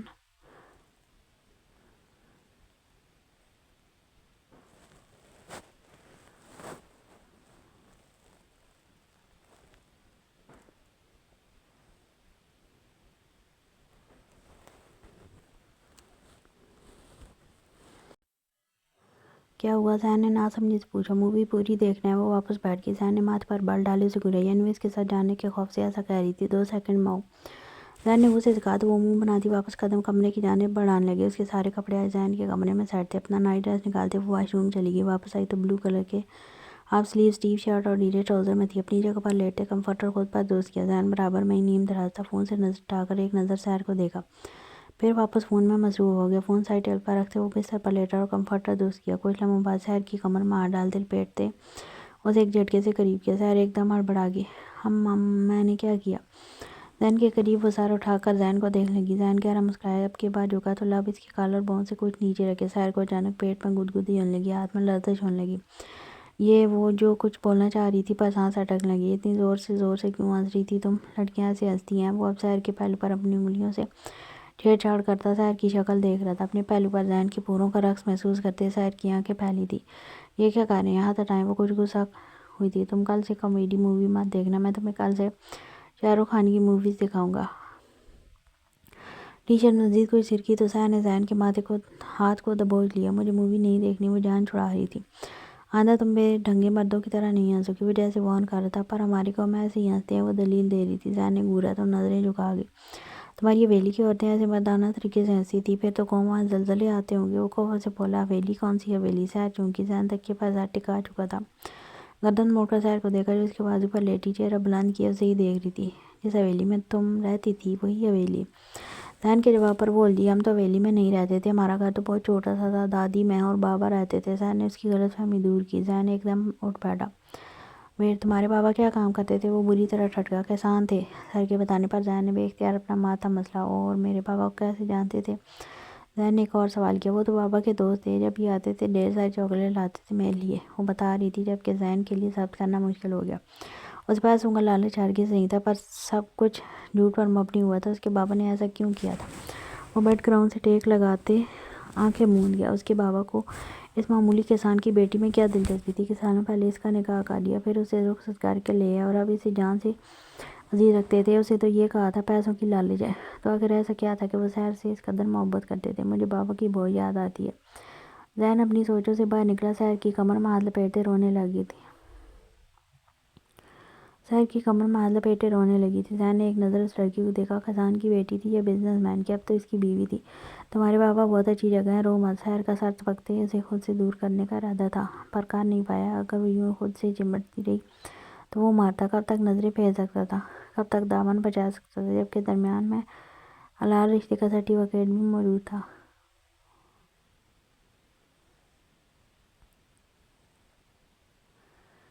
سو جاؤ، واپس لیٹتے وہ نہ چاہنے کے باوجود اس کے گرد حصار کھینچ چکا تھا۔ نہ جانے کتنی دیر گزری، جب سحر کی ہموار سانسوں سے احساس ہوا وہ سو چکی ہے۔ اس کو اپنی جگہ پر کرتے ذہن سحر کے پیچھے بازو رکھ کے سوچنے لگا، خالی وہ نہیں، اس کے سارے دوستوں میں کسی کی بھی زندگی نارمل نہیں تھی، ضیاء کی بھی نہیں، ایان کی بھی نہیں۔ وہ بہت کچھ جیت رہے تھے، لیکن انہوں نے یہ سب کچھ اپنی قسمت میں خود لکھا تھا۔ وہ سوچے گیا، پھر ایک نظر سحر کو دیکھا، اس کا دل بھی مستقل اسے اکسا رہا تھا۔ کبھی وہ سحر کو چھوڑنے پر اکساتا تو کبھی اپنانے پر۔ جب ملک سحر کے آس پاس آتا تو اسے روایتی شوہروں والی رقابت کی آگ اندر تک جھلسا دیتی۔ تب اپنے آراء کو وصول کرنے کا دل کرتا۔ وہ کنفیوز تھا، وہ سحر سے محبت نہیں کرتا تھا، سحر اسے اپنے معاملے میں امیچور لگتی تھی۔ دونوں کا کپل سوٹیبل بھی نہیں تھا، لیکن اس کے باوجود جب ملک سحر کے لیے روتا تو ذہن کی گہر اس کو یہ گوارا نہیں تھا، شاید اس لیے کہ سحر اس کی نکاح میں تھی۔ وہ لجیا تھا، پر جذبات میں آ کر کسی جلد بازی میں اپنا حال ضیاء اور ایان جیسا ہرگز نہیں کر سکتا تھا۔ بہتر یہی تھا اب جب قسمت نے سحر کو اس کی زندگی میں شامل کیا تھا تو وہ قبول کر لیتا۔ احساس بدل رہے تھے تو محبت ہو ہی جاتی ہے۔ حلال رشتے کی خوبصورتی بھی تو یہی ہوتی ہے کہ دو اجنبی دلوں میں بھی ایک دوسرے کے لیے محبت ڈال دیتا ہے۔ اور رہی بات اس کے بچپنے کی، تو کچھ باتوں کے علاوہ وہ خود بھی نہیں چاہتا تھا سحر کی معصومیت کہیں کھوئے۔ اسے اس کو شہر میں کالج بھیجنے پر بھی کچھ پرسکون نہیں تھا کہ وہ یہاں کے ماحول سے بخوبی واقف تھا۔ وہ گاؤں کی بہت سادہ اور شریف لڑکی تھی، اور اس کی معصومیت بتاتی تھی اس کا کبھی کسی لڑکے سے واسطہ نہیں پڑا تھا۔ ہاں، وہ اسی فیصلے پر پہنچا تھا کہ وہ سحر کو قبول کر چکا ہے تو اپنا بھی لے گا، اس طرح سے اپنے رشتے کی نزاکت سمجھائے گا، اسے کسی میں انوالو نہیں ہونے دے گا۔ ہاں، لیکن الیاس صاحب کو ضرور پریشان کرے گا۔ آخر حقیقت جانے پر اس کا پورا حق تھا۔ وہ یہی سب سوچتے سویا۔ رات نیند کافی پرسکون تھی، پیپر قریب ہونے کی وجہ سے یونی آف ہو چکی تھی۔ صبح دیر تک سونے کے بعد جب آنکھ کھلی تو اپنے لبوں پر کچھ نرم محسوس ہوا۔ پٹ سے آنکھ کھولی تو وہ سحر کا پاؤں تھا۔ گردن اٹھائی تو وہ ذہن سے چپکی ہوئی تھی، اس کے پیروں کو شاید سلامی پیش کر رہی تھی۔ اس کا منہ ذہن کے پیروں میں تھا۔ میں یہ سب کیسے برداشت کروں گا یار، اب یہ کیسے سدھرے گی؟ سحر کا پاؤں جھڑکتے فوراً اپنا پاؤں کھینچا، وہ جھنجلا کر بیڈ سے نیچے اٹھ بیٹھا۔ فریش ہونے واش روم میں گیا۔ جب واپس آیا تو سحر جاگ چکی تھی۔ ادھر آؤ، ذہن نے اسے بلایا۔ سحر تابیداری سے اس کے پاس آئی۔ میاں بیوی کے آپس کے رشتے کے بارے میں کچھ پتہ ہے؟ یہ سوال پوچھتے اسے اپنی ہی بیوی سے جھجک ہو رہی تھی۔ ہاں، سب پتہ ہے، وہ بہت فراخ دلی سے بولی۔ ذہن نے آنکھیں چھوٹی کیے اسے دیکھا، پھر اسپاٹ میں سر لایا۔ اوکے، مجھے بتاؤ کیا پتہ ہے؟ ذہن نے سینے پر ہاتھ باندھتے پوچھا۔ شوہر بیوی کو خرچے کے پیسے دیتا ہے، کپڑے لا کر دیتا ہے، بیوی کی ہر ضرورت پوری کرتا ہے، بیوی اس کے لیے کھانا بناتی ہے، اس کی چیزیں کا خیال رکھتی ہے اور اس کی عزت کرتی ہے۔ شوہر کی باتیں دوسروں کو وہ بتاتے ایک دم مٹکی۔ ذہن نے آئی بروز اٹھاتے آگے بولنے کا اشارہ کیا۔ شوہر کی باتیں دوسروں کو نہیں بتاتی، دوسرے مردوں سے بات نہیں کرتی، نہ ان کی طرف دیکھتی ہے، شوہر کی فرما برداری کرتی ہے، اپنی ساری باتیں صرف شوہر کو بتاتی ہے، اور بچوں کی طرح کو اچھی پرورش کرتی ہے، اور رٹائے طوطے کی طرح سب بتا گئی۔ ویل، یہ سب کس نے بتایا؟ ذہن متاثر ہوا۔ دادی نے، وہ فوراً بولی۔ لیکن تم تو میری باتیں دوسروں کو بتاتی ہو، تم شوہر کے علاوہ دوسرے مردوں سے بات کرتی ہو، جیسے ملک سے۔ تم میری کسی چیز کا خیال نہیں رکھتی، نہ کھانے کا، نہ کپڑوں کا۔ اسے شرمندہ کر رہا تھا، اور سحر ہو بھی گئی تھی۔ آئندہ خیال رکھوں گی، وہ سر جھکا گئی۔ ٹھیک ہے، تم یہ سب چیزوں کا خیال رکھو، باقی میں تمہیں آہستہ آہستہ خود سمجھا دوں گا۔ وہ اطمینان سے کہتے اس کا ماتھا چومتے باہر نکل گیا۔ اس نے منہ ٹیڑھا کیے ذہن کو دیکھا اور واش روم میں بند ہو گئی۔ بہرحال آفس جا چکا تھا، نارا دوسرے کمرے میں بند تھی۔ ایلف کو گھر میں گھٹن محسوس ہو رہی تھی۔ رہ کر اسے اپنے بچوں کی یاد آ رہی تھی، شاید وہ ساتھ ہوتے تو ایلف کو وہ ستم گر اتنا یاد نہ آتا۔ وہ لان میں آئی تو رحم کو ایک کونے میں پھول کے پاس کھڑا دیکھا۔ اسے یہاں آئے 2 دن ہو گئے تھے، اور ان 2 دنوں میں اس نے پہلی بار رحم کو دیکھا تھا۔ اس کے سر پر ہلکی سی پٹی بندی تھی اور وہ بے حد اداس لگ رہی تھی۔ کیسا محسوس کر رہی ہو؟ ایلف اس کے پاس آتے مسکراتے لہجے میں بولی۔ کبھی کسی سونے کے پنجرے میں قید کوئی پرندہ دیکھا آپ نے؟ رحم کی جانب سے سادہ لہجے میں جواب موصول ہوا۔ ایلف کی مسکراہٹ سمٹی۔ اگر تم باہر جانا چاہتی ہو تو ہم باہر چلتے ہیں، تب تم بہتر محسوس کرو گی، ساتھ ہم تمہارے لیے پسند کی شاپنگ کر لیں گے۔ ایلف نے دوبارہ مسکراتے کہا۔ ایان جانے دے گا؟ وہ تلخی سے بولی۔ وہ جانتی تھی وہ شخص اس پر پوری طرح تسلط قائم کرنا چاہتا ہے۔ کیوں نہیں؟ ایلف کانفیڈنٹ تھی۔ ٹھیک ہے، ویسے بھی مجھے یہاں سانس لینے میں بھی گھٹن ہو رہی ہے۔ رحم نے سخت خوف سے کہا۔ اوکے، کچھ دیر میں چلتے ہیں، تب ریڈی ہو جاؤ۔ ایلف مسکرا کر اندر چلی گئی۔ ایلف کو جاتا دیکھنے لگی۔ اپنے رویے پر کچھ ندامت ہوئی۔ ایلف اچھی تھی، پر وہ اچھا رویہ کیسے رکھتی جبکہ وہ ایان کی بہن تھی جس نے اس کا وجود تک سوالیہ نشان بنا ڈالا تھا۔ ایلف اندر گئی تو کمرے سے انارا کو نکلتے دیکھا۔ اوہو، رات کیسی گزری؟ اچھی نیند آئی؟ ایلف نے شرارت سے پوچھا۔ انارا کی لال آنکھیں اس کی رت جگی کی علامت تھی۔ بہت اچھی۔ انارا نے مسکراتے نگاہ جھکائی۔ کیسے بتاتی کتنی اچھی گزری؟ ماشاءاللہ، ایلف خوش دلی سے بولی۔ میں اور رحم باہر جا رہے ہیں، 2-3 گھنٹوں میں واپس آ جائیں گے۔ ایلف نے اسے مطلع کیا۔ اس نے انارا کو چلنے کا نہیں کہا کیونکہ وہ جانتی تھی فرحان کی صورت اجازت نہیں دے گا۔ میں بھی ساتھ چلوں گی، انارا نے فوراً کہا۔ فرحان بھائی اجازت نہیں دیں گے؟ ایلف نے مصلحتاً پوچھا۔ میں پوچھ لوں گی، انارا نے فوراً کہا تو ایلف مسکرا کر اسبات میں سر لاتی کمرے میں چلی گئی۔ انارا کچھ سوچتے لینڈ لائن کی طرف گئی تو لینڈ لائن کام نہیں کر رہا تھا۔ لب بری طرح دانتوں تلے دبائے وہ پریشانی میں ہی دی جب فرح کو کچن سے نکلتے دیکھا۔ فرح بھی ایک کال کرنی ہے، فون دے دیں۔ وہ ہاتھ آپس میں مروڑتی بولی۔ فرح نے مسکراتے اسے سر دوپہر دیکھا۔ پھر وقت وہ آج 2 بجے کمرے سے باہر نکلی تھی جبکہ وہ کبھی اتنی دیر سے نہیں سوتی تھی۔ فرح نے ہنستے ہوئے فون اس کی جانب بڑھایا اور واپس لاؤنج سے باہر نکل گئی۔ انارا نے زریمہ کا نمبر ڈائل کیا اور فون کان سے لگایا۔ کال اٹھاتے اس نے زریمہ کو اپنے باہر جانے کا بتایا، پر اسے ایڈریس معلوم نہیں تھا۔ فون نیچے رکھتے اس نے ایلف کے کمرے کا دروازہ نوک کیا اور فرحان کے نام سے پوچھا کہ وہ کہاں جا رہے ہیں۔ ایلف نے اسے مال کا نام بتایا جو گوگل کرنے پر اسے گھر سے سب سے قریب معلوم ہوا تھا۔ ایلف بھی یہی سمجھی تھی کہ فرحان سیکیورٹی سخت کھا دے گا تبھی پوچھ رہا ہے۔ وہ اور زیادہ مطمئن ہو گئی تھی۔ انارا نے زریمہ کو جگہ کا نام بتایا تو زریمہ اسے باقی سب سمجھانے لگی۔ انارا نے رابطہ منقطع کر دیا۔ آج وہ زریمہ سے مل کر اپنا دل ہلکا کرنے کا فیصلہ کر چکی تھی۔ آخر اس کے پیچھے طوائف کا ٹیگ لگا ہونے کا درد اس کی سب سے ہمدرد بہن زریمہ ہی سمجھ سکتی تھی۔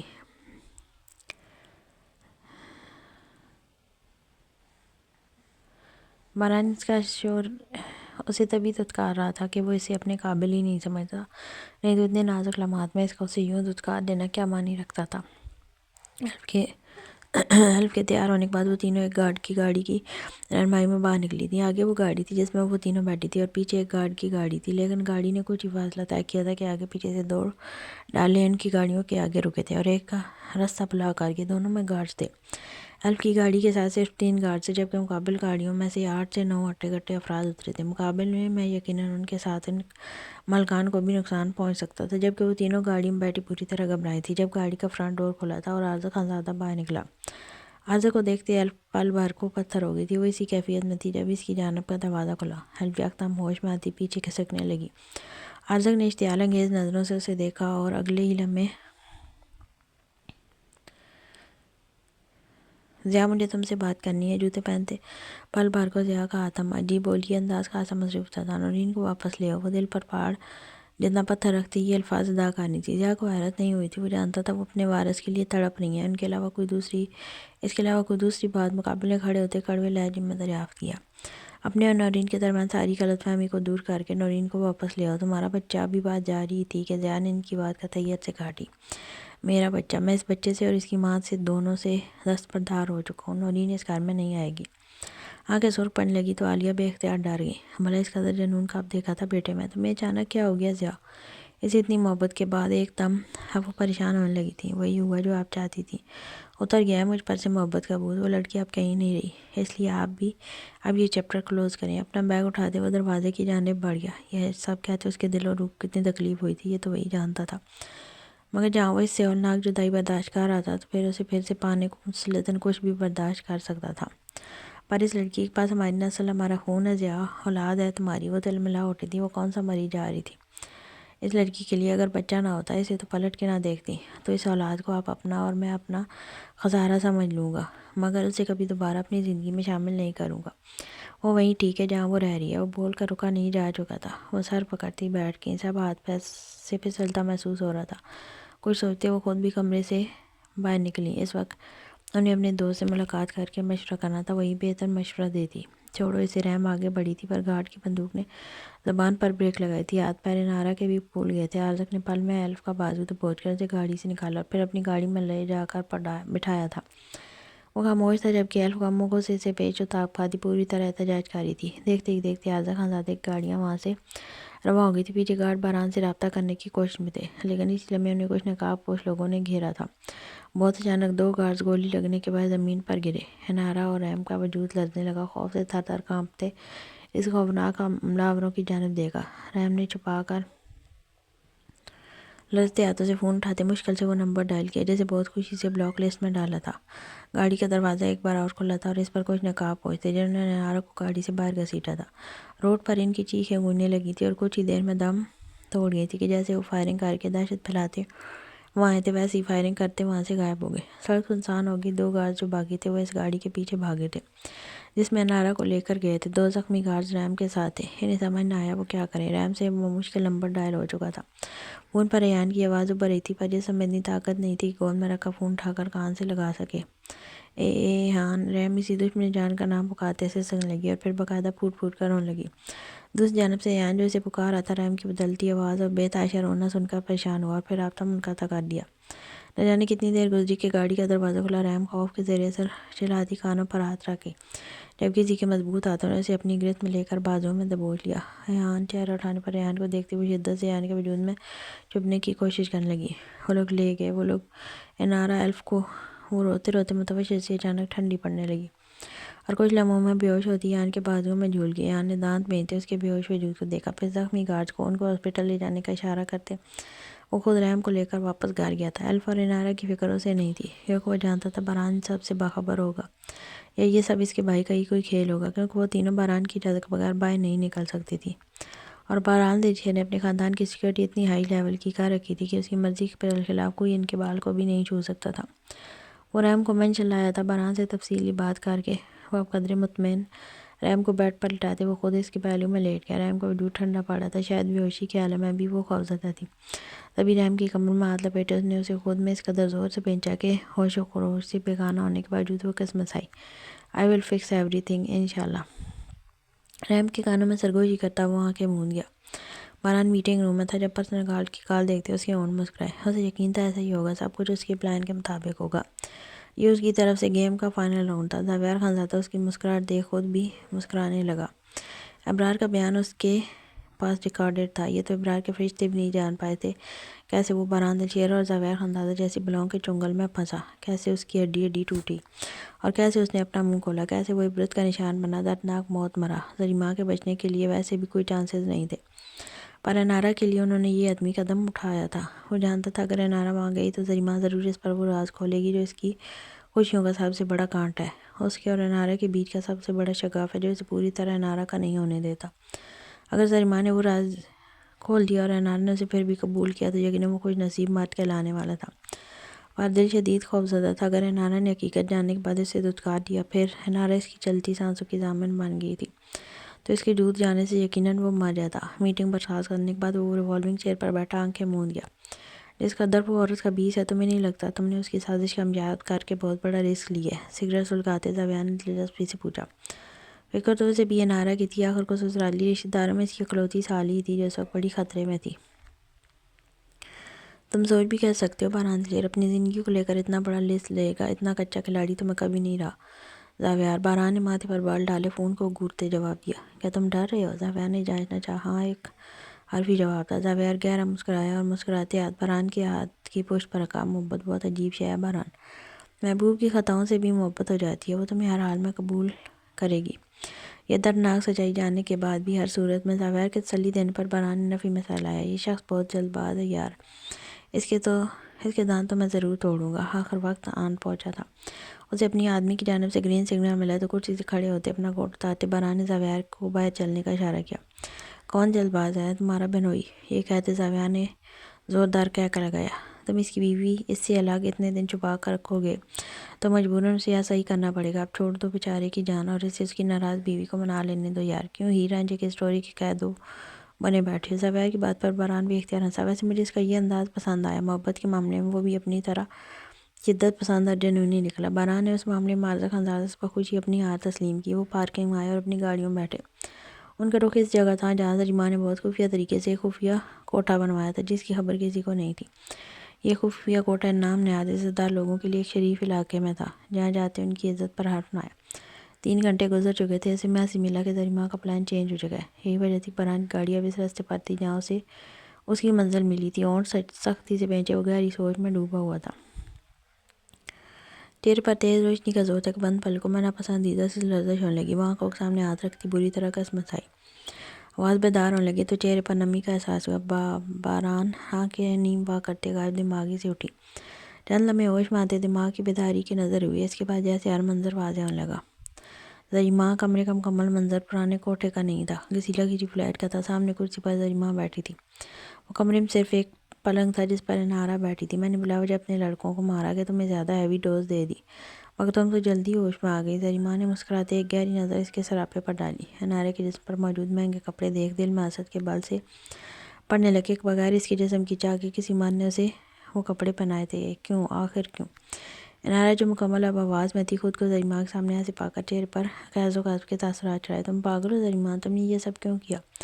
تم نے مجھے کڈنیپ کیوں کیا؟ انارا ایک دم چیخی۔ زریمہ نے ناگواری سے اس کا چلانا دیکھا۔ وہ جس انارا کو جانتی تھی وہ تو چلانا جانتی ہی نہیں تھی۔ چھوئی موئی سی ڈرپوک سی لڑکی اس بار شیرنی کی شکل میں اس کے سامنے تھی جو کہ اسے اس صورت میں قبول نہیں تھی۔ تمیز سے بات کرو انارا۔ زریمہ نے کمرے میں داخل ہوتے ریشمہ کو دیکھا جس کے ایک ہاتھ میں حقہ تھا اور دوسرے میں تازہ جوس کا گلاس تھا۔ ریشمہ نے وہ حقہ زریمہ کے سامنے رکھا اور جوس کا گلاس اسے تھمایا جسے وہ گھونٹ گھونٹ کر پینے لگی۔ ریشمہ نے اسے پراسرار نگاہوں سے دیکھا اور ایک کونے میں کھڑی ہو گئی۔ مجھے سمجھ نہیں آئی تمہارا مجھے یہاں ایسے لانے کا مقصد کیا ہے؟ مجھے ابھی واپس جانا ہے۔ باران پریشان ہو جائیں گے، مجھے تم سے ایسی امید نہیں تھی۔ تم پاگل ہو؟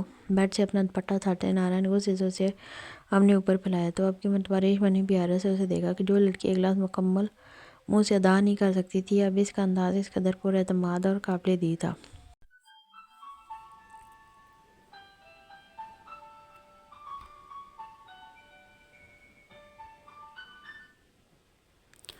نہ باران سیٹ پریشان ہو رہا ہے نہ تم واپس جا رہی ہو۔ اس نے جتنے دن کی تمہاری قیمت ادا کی تھی اتنے دن پورے ہو گئے۔ زریمہ کے الفاظ نہیں برچا تھا۔ انارا نے ناسمجھی سے اس کی جانب دیکھا۔ جب زریمہ نے حقے سے زور کا کش کھینچا پھر دھواں باہر چھوڑتی ہنسی۔ اس نے 2 ماہ کی 2 کروڑ قیمت دی تھی تمہاری، 2 ماہ سے زیادہ ہی رکھ لیا اپنے پاس۔ میں نے مزید پیسے مانگے تو ٹال مٹول کرنے لگا، اس لیے اٹھوانا پڑا۔ زریمہ کا عام سا لہجہ انارا کی خاصی دنیا میں آگ لگا چکا تھا۔ فلیٹ کی چھت انارا کے سر پر گری تھی۔ جیسے بکواس بند کرو اپنی، میں طوائف نہیں ہوں جو کوئی میری قیمت ادا کرے گا۔ کچھ لمحے بعد خود کو سنبھالتے انارا یقین سے بولی۔ زریمہ نے مسکراتے چند مزید گہرے سانس کھینچے، پھر کھڑی ہوتی انارا کے مقابلے آئی۔ وہ صحت اور قد دونوں میں انارا سے بھاری تھی۔ انارا نے بے اختیار قدم پیچھے لیے، جانے کہ اسے زریمہ کا چہرہ انتہائی مکروہ لگنے لگا۔ جیسے ہر پردہ اچانک چاک کھولنے لگا، اسے زریمہ سے خوف محسوس ہوا۔ لگا جیسے زندگی نے بہت بڑا انکشاف کیا ہو کہ وہ اب تک جسے جو سمجھ رہی تھی وہ ویسا ہرگز نہیں تھا، خاص کر اس کے سامنے کھڑی یہ غلیظ عورت۔ دل شدت سے دعا گو تھا کہ وہ اسے پہلے کی طرح گلے لگا لے یا یہ کہہ دے کہ مذاق کر رہی ہوں۔ بچپن سے جسے اتنا مان دیا، اگر اس نے کوئی گھناؤنا مذاق کیا تو برداشت سے باہر ہوگا۔ تمہارے سو کالڈ ہسبینڈ نے تمہاری قیمت ادا کرتے تمہیں طوائف کا ٹیگ خود دیے، اس لیے یہ فضول کا ڈھونگ کرنا بند کرو بی بی۔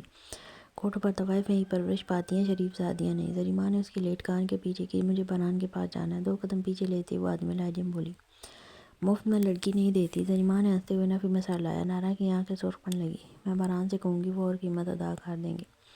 دمیان آنسو کی لکیر گالوں پر گری۔ زریمہ کا جلتا دل ٹھنڈا پڑنے لگا۔ واہ، یعنی تم اپنی قیمت خود لگا رہی ہو۔ ویسے ایک اچھی طوائف کی یہی نشانی ہے کہ وہ اپنی قیمت کو پہچانتی ہے۔ میں طوائف نہیں ہوں۔ اب کی بار انارا گھرائی، پھر بھی اس کے پاس جانا چاہتی ہو جس نے تمہاری قیمت لگائی؟ زریمہ نے دو بدو پوچھا۔ بات میں گہری کاٹ تھی۔ نہیں، اس کے پاس سے دور جانا چاہتی ہوں جس نے مجھے بیچا۔ انارا کے جواب پر زریمہ کہکا لگا کر ہنسی۔ اچھا، پھر اس کے پاس جانا چاہو گی جس نے تمہارا بچپن لڑکپن کھا لیا، جس درندے کی وحشت نے تمہیں ذہنی مریض بنا دیا تھا؟ زریمہ کے سوال پر وہ اسے ناسمجھی سے دیکھنے لگی۔ تمہارا جسم، تمہاری روح سب بہت حسین ہے انارا، تمہیں اس کی قیمت کا اندازہ نہیں ہے، پر میں تمہیں ضائع نہیں کروں گی۔ تم واپس باران دل شیر کے پاس نہیں جاؤ گی۔ کسی کی مفت میں کھیل بننے کی ضرورت نہیں ہے۔ ویسے تمہاری قیمت آسمان چھوئے گی۔ سچ بتاؤ، ابھی تک ان ٹچ جملہ مکمل ہونے سے پہلے انارا کا نازک ہاتھ زریمہ کا گال لال کر چکا تھا۔ بکواس بند کرو اپنی، گھٹیا انسان عورت۔ انارا اللہ کے بل چیخی۔ یہ زریمہ وہ تو نہیں تھی جسے وہ بہن کہتی تھی، یہ تو عورت کے بھیس میں کوئی درندہ یا ڈائن تھی۔ जरीमा ने मुट्ठी भेजी, फिर मुस्कुरा कर अनारा को देखा और फिर अगली लम्हे एक जोरदार टमाटर अनारा के गाल पर मारा। थप्पड़ इससे सख्ती हुई, खौफ से पीछे सिरकने लगी। दिमाग सुनती से मारने लगा था। हल्के सब्ज रंग की बहुत कीमती कमीज शलवार के ऊपर हमरंग दुपट्टा ओढ़ रखा था। जरीमा यकदम अनारा पर किसी गिद्ध की तरह झपटी और इसका गला पकड़ते कमीज का गिरबान फाड़ दिया। अनारा चीखते भागने की कोशिश में थी, पर जरीमा बुरी तरह इस पर हावी हो चुकी थी। ये निशान देख रही है? वो भयानक रात याद है ना, जब ऐसी कमीज फाड़कर कोई तेरा जिस्म नोच रहा था?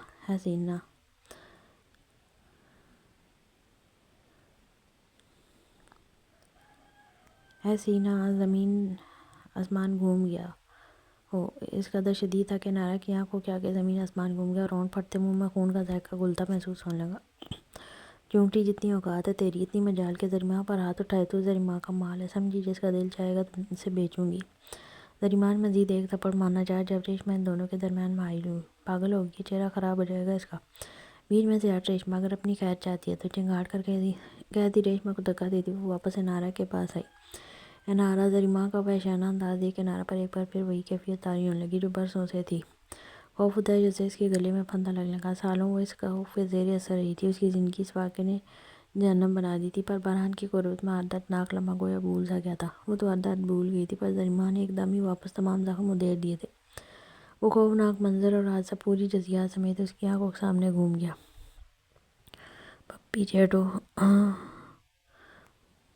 प्लीज़। जरीमा अनारा पीछे से रोने लगी। जरीमा मुस्कुराई। ये लड़खड़ाता खौफज़दा लहजा ही तो वो सुनना चाहती थी। याद है वो वक्त अंधेरे कमरे में एक भेड़िए ने तुम्हें ऐसे दबोच रखा था और तुम चीख रही थी। उसने बिल्कुल ऐसे ही तुम्हारी कमीज चाक रही थी और तुम्हारे जिस्म को नोचने लगा। बिल्कुल ऐसे इंतहाई सफाकियत से अनारा के पहलू को अपने नाखूनों से पूरी तरह नोचते जरीमा ने उसके कानों में जहर उगलने लगी। अनारा तेज़ी से दर से बुलबुलाती नफ़ी में सर हिलाने लगी। रेशमा से मजीद ना देखेगा तो वो कमरे से बाहर निकल गई। रुको प्लीज़, छोड़ दो, अल्लाह के लिए पीछे हट जाओ, छोड़ दो मुझे। अपने सीने पर बाजू क्रास की शक्ल में लपेटे खौफ से आंखें भीगती अनारा बिलक बिलक कर रोने लगी तो जरीमा मजीद उसके कान करीब रुकी। जानती हो, उस रात जो दरिंदा तुम्हें नोचने की कोशिश में था और तुम्हें से इस तरह पनाह मांग रही थी, वो नहीं रोक रहा था, और फिर मैं ना आती तो वो तुम्हें रेजा रेजा कर चुका होता। तुम्हारे वजूद की दरियाँ उड़ाकर तुम्हारी इज्जत तार तार कर गया होता। जानती हो इस दरिंदे का नाम क्या है? इस दरिंदे का नाम बरहान दिलशेर है। जरीमा ने अपना आखिरी दाव खेल दिया था। अनारा का वजूद जो अपना आप छुड़ाने की जस्तजू में था वो पत्थर हो चुका था। वो सागत पलंग पर लेटी रह गई थी। हिलने की हिम्मत जिस समय बाकी नहीं थी। वो बेचैनी से माँ को देख रही थी। सच कह रही हूँ, सबूत है मेरे पास। आखिर मैं नहीं तो धोखे से शराब पिलाकर उसे तुम्हारे पास भेजा था। कोठे का पहला शरीफ खरीदार था जो शराब को मुंह नहीं लगाता था। बड़ा आया शरीफ ज़्यादा। मैंने भी जूस के गिलास में उसे शराब मिलाकर दे दी और फिर इसे तुम्हारे पास भेजा। मैं इस वक्त चाहती थी कि वो तुम्हें नोच खाए। तब कोठे के हसूल के मुताबिक बानो भाई को तुम्हें इस धंधे में उतारना पड़ता। वो तुम्हें नोच रहा था और मैं फुल एंजॉय करते वीडियो बना रही थी, मगर मुझे शक हुआ कि बानो भाई को इस सारी कार्रवाई का इल्म हो चुका है, तो मुझे तुम्हें इससे बचाना पड़ा और मैं बनी तुम्हारी वसीयत। इसके बाद मैंने अपने इसी मकसद को पूरा करने की बहुत कोशिश की, मगर बानो भाई ने तो तुम्हें हाथ का छाला ही बना लिया था। तुम्हें ऐसे छुपा लिया जैसे मुर्गी चूजे के परों में छुपा लेती है। मगर कब तक पीछे हटती? जरीमा पलंग पर बैठी नारा के पहलू को देखने लगी और मकरूह तरीन मुस्कुराहट चेहरे पर सजाए एक एक जुमला यूं बयान कर रही थी जैसे माजी की फिल्म इसकी आंखों के सामने घूम रही हो। नारा के पहलू से टीसी उठ रही थी जहाँ 4-5 जगह से नोचे जाने की वजह से खराशों से खून निकलने लगा था। तुम मुझे झूठ कह रही हो। नारा ने बमुश्किल बैठते अपना दुपट्टा से हमने गिर लपेटा। वो ये बातें मान ही नहीं सकती थी, खास तौर पर अब जब जरीमा का मकरूह चेहरा उसके सामने आया था। तो अब तो वो बिल्कुल भी अपने एंजल बारी से बेएतबार नहीं हो सकती थी। झूठ वो बोलता है जो डरता है, पर मैं तुमसे नहीं डरती, ना मैं तुम्हें बरहान के पास वापस भेजने वाली हूँ। ये तो इसलिए बताया कि तुम बरहान को आसानी से भूल कर किसी और को खुश कर सको। मेरा बरहान से निकाह हुआ, तुम अलग नहीं कर सकती हमें। मैं सिर्फ इनकी हूँ। काफ़ी देर खामोशी बाद जब नारा बोली तो सलमा के तन बदन में शोले भड़का गए। नारा की इस कदर डिठाई उसे तैश चला रही थी। तेरी माँ भी तेरे बाप के निकाह में ही थी। एक मर्द के निकाह में होते हुए कई मर्दों को खुश करती थी। तुम भी यही करोगी। सलमा जहरीले लहजे में पनकारती कहकर उठ खड़ी हुई। मेरी माँ तवाइफ नहीं थी, वो अपना जिस्म नहीं बेचती थी। तुम हो गलीज़ औरत, तुम बेचती हो जिस्म, घटिया गंदी औरत। नारा रोते हुए चीखी तो जरीमा ने एक नज़र से पलट कर देखा, फिर मुस्कुराई। बहुत एनर्जी है तुम में बेबी, डोंट वरी, तुम्हारी इसी आग का इंतजाम करने जा रही हूँ। और तो 3-4 घंटों के बाद तुम में इतनी एनर्जी भी बाकी ना रहे कि तुम हिल भी सको। डरावने अंदाज में कहती वो बाहर निकली, पर जाते जाते नारा के वजूद में बरकी तवनाई छोड़ गई। सुन होते हुए दिमाग पर अपने नाजुक हाथ की मुट्ठी मारते वो रोने लगी। लबों पर एक दुआ जारी थी कि अल्लाह इसकी मदद के लिए बरहान को यहाँ भेज दे। वो जरीमा की किसी बात का एतबार नहीं कर सकती थी। बरहान इसका शौहर था। अगर वह नारा को तवाइफ समझता तो इससे निकाह ही ना करता। अगर निकाह कर भी लिया था तो इसके सिर्फ وجود کی چاہ ہوتی تو اب تک وہ اسے حاصل کر چکا ہوتا۔ وہ جو برہان کے اس سے دور رہنے پر اب تک اس سے ناراض تھی، اب شکر ادا کر رہی تھی کہ اگر برہان اسے حاصل کر چکا ہوتا شاید وہ زریمہ کی باتوں پر اعتبار کر چکی ہوتی۔ وہ بڑے اطمینان سے نارا کے کمرے کے باہر آئی تھی۔ تب اس وقت فلیٹ میں داخل ہوتے اس شخص کو دیکھ بڑے معنی خیز انداز میں مسکرائی تھی، جبکہ وہیں لاؤنج میں ہی ریشم بڑے اطمینان سے ایک طرف صوفے پر بیٹھی زریمہ کی جانب دیکھ رہی تھی۔ لگتا ہے مال بہت خاص ہے زریمان، تبھی پرسنل دشمنی نکالنے کا بھی مزہ آئے گا۔ پہلے میری منہ مانگی قیمت، پھر انجوائمنٹ اور بدلہ ایک ساتھ۔ زریمان کے منہ سے جیسے لال ٹپکی۔ تب اس شخص نے زریمہ کے سامنے ایک چیک یوں پھینکا جیسے کتے کے آگے ہڈی پھینکتے ہیں، اور چہرے پر شیطانیت سجائے وہ اندر کمرے میں چلا گیا۔ پیچھے زریمہ اس 5 کروڑ کے چیک کو الٹ پلٹ کر دیکھتی، کبھی ہنسے تھے اسے سونگھ رہی تھی۔ ریشم اس کی جانب دیکھتے حقارت سے مسکرائی تھی۔ ایسے کیوں ہنس رہی ہو؟ کیا تکلیف ہے تمہیں؟ زریمہ کا پہلی مرتبہ اسے ایسے ہنستے دیکھ ماتھا سا ٹھنکا تھا، تبھی چلا کر بولی تھی، میں سوچ رہی تھی اگر تم مر گئی تو میں پیچھے میں اس چیک کا کیا کروں گی؟ میری یہ کسی کام کا نہیں ہوگا تو میں اس کا ہار بنا کر تمہاری گلی میں ہی پہنا کر تمہارے ساتھی سے قبر میں اتار دوں گی۔ ریشم نے اس کے لمحہ بلمہ نیلے پڑتے ہونٹوں کو دیکھ کر اطمینان سے کہا تھا، کیا بات رہی ہو؟ پاگل تو نہیں ہوگی؟ زریمہ چلائی تھی اور ریشمہ کو مارنے کے لیے اس کی جانب لمکی، مگر اسی لمحے تریبرا کر زمین پر گری تھی۔ زریمہ کی آنکھیں رگوں میں اٹھتے درد کے باعث پھٹ پڑی تھیں۔ اسے یوں لگ رہا تھا جیسے اس کی رگیں کوئی رسی کی مانند ایک سرے سے دوسرے سرے تک کھینچ رہا ہے۔ اس کے گلے میں پھندہ لگا تو ٹی بی کی مریض کی طرح کھانسے اس نے اپنا گلا پکڑا۔ جب ریشمہ اس کی حالت دیکھتی اب کہہ لگا کر ہنس رہی تھی، اے حرام خور، کیا کیا تو نے میرے ساتھ؟ زریمہ اپنی پوری طاقت لگا کر حلق کے بل چلائی تھی، مگر پھر دفتن 2 لوگوں کو اس کمرے میں داخل ہوتے دیکھ اسے یوں محسوس ہوا جیسے اس نے موت کے فرشتے اپنی جانب بڑھتے دیکھے۔ زمین کے ایک کونے میں سمٹی ہوئی دعا کر ہی رہی تھی۔ جب کمرے کا دروازہ کھلا، نارا نے چونک کے دیکھا تو جان حلق میں آ گئی۔ سامنے وائٹ کاٹن کے شلوار قمیض میں ایک سیاہ فام آدمی اندر آیا، جب مسکراتے ہوئے کمرے کا دروازہ بند کر رہا تھا۔ نارا کو لگا آج کسی موت واقع ہوگی یا کچھ ایسا ہو جائے گا جو موت سے بھی بدتر ہوگا۔ بہت خوب، تمہاری شکل اور یہ خوبصورتی دیکھ کر زریمہ کو بہت زیادہ قیمت دینے کا افسوس نہیں ہو رہا۔ وہ شخص نارا کے حسن کو سراہ رہا تھا۔ جیسے جیسے اس کے قدم نارا کے قریب آ رہے تھے، نارا کا ذہن معاف ہونے لگا۔ ایک بری اور انتہائی منفی کیفیت اس کے وجود پر طاری ہو رہی تھی۔ دور نارا گھبراہٹ میں بمشکل صرف اتنا ہی بول سکی، گھبراؤ نہیں لڑکی، مجھے بتایا زریمان کہ تمہاری پہلی مرتبہ ہے۔ میں عام خریداروں کی طرح درندگی پسند نہیں کرتا۔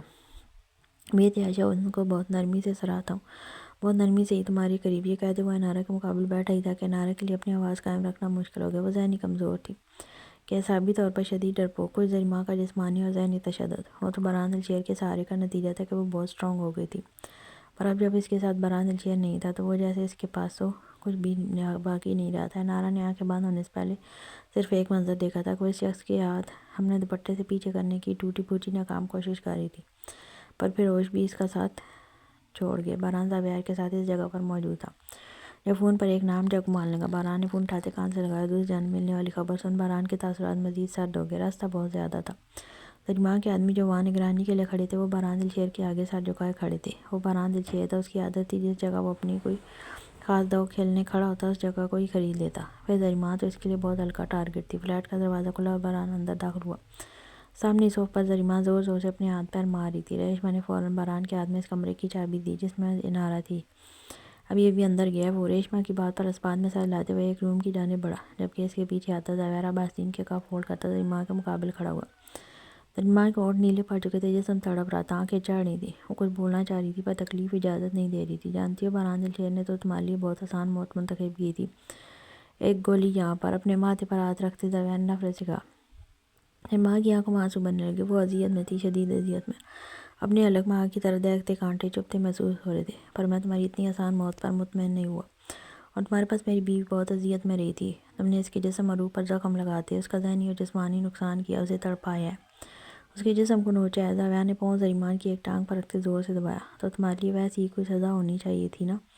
ڈرو مت، تمہاری موت 24 گھنٹے سے پہلے نہیں ہوگی۔ ابھی تو حلق تک زہر پہنچا ہے، ابھی یہی زہر حلق سے نیچے اترے گا، پھر آہستہ آہستہ تمہارے پورے جسم میں پھیلے گا، صرف 5 گھنٹوں میں۔ اس کے بعد تمہاری باڈی اندر سے گلنا شروع ہوگی، پھر گوشت، پھر ہڈیاں، گوشت گلتے ہڈیاں چھوڑ دے گا، پھر اس کے بعد تمہیں ایک جھٹکا لگے گا اور تم مر جاؤ گی۔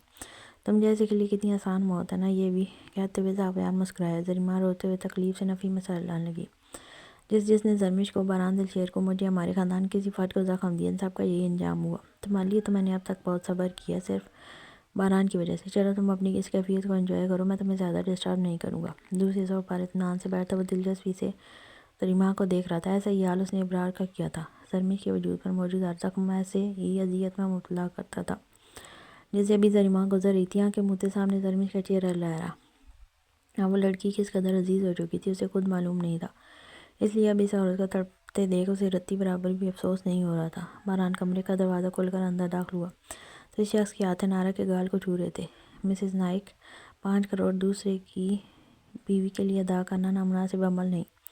مسٹر نائک، بہرحال کی آواز پر اس شخص کے نارا کو چھوتے ہاتھ ایک دم رکے تھے۔ وہ حیرت و صدمے سے کانپ ہوا تھا، تبھی پلٹ کر بہرحال کو دیکھتے چونک کے کھڑا ہوا۔ بزنس کی دشمنی الگ، آپ نے تو پرسنل کر لی یار، ڈائریکٹ گھر والی پر اٹیک، ناٹ فیئر۔ بہرحال نے کمر کے پیچھے سے پسٹل نکال کر اس کو دیکھا تو اس کا حلق سوکھ گیا۔ مجھے نہیں معلوم تھا یہ تمہاری بیوی ہے۔ سچ میں مرنے سے پہلے سچ بول لیتے تو شاید کچھ کمی ہو جاتی۔ گناہ میں گن لوڈ کرتے بہرحال نے ٹھنڈے لہجے میں کہا، میں نے کچھ نہیں کیا، تمہاری بیوی پاک ہے۔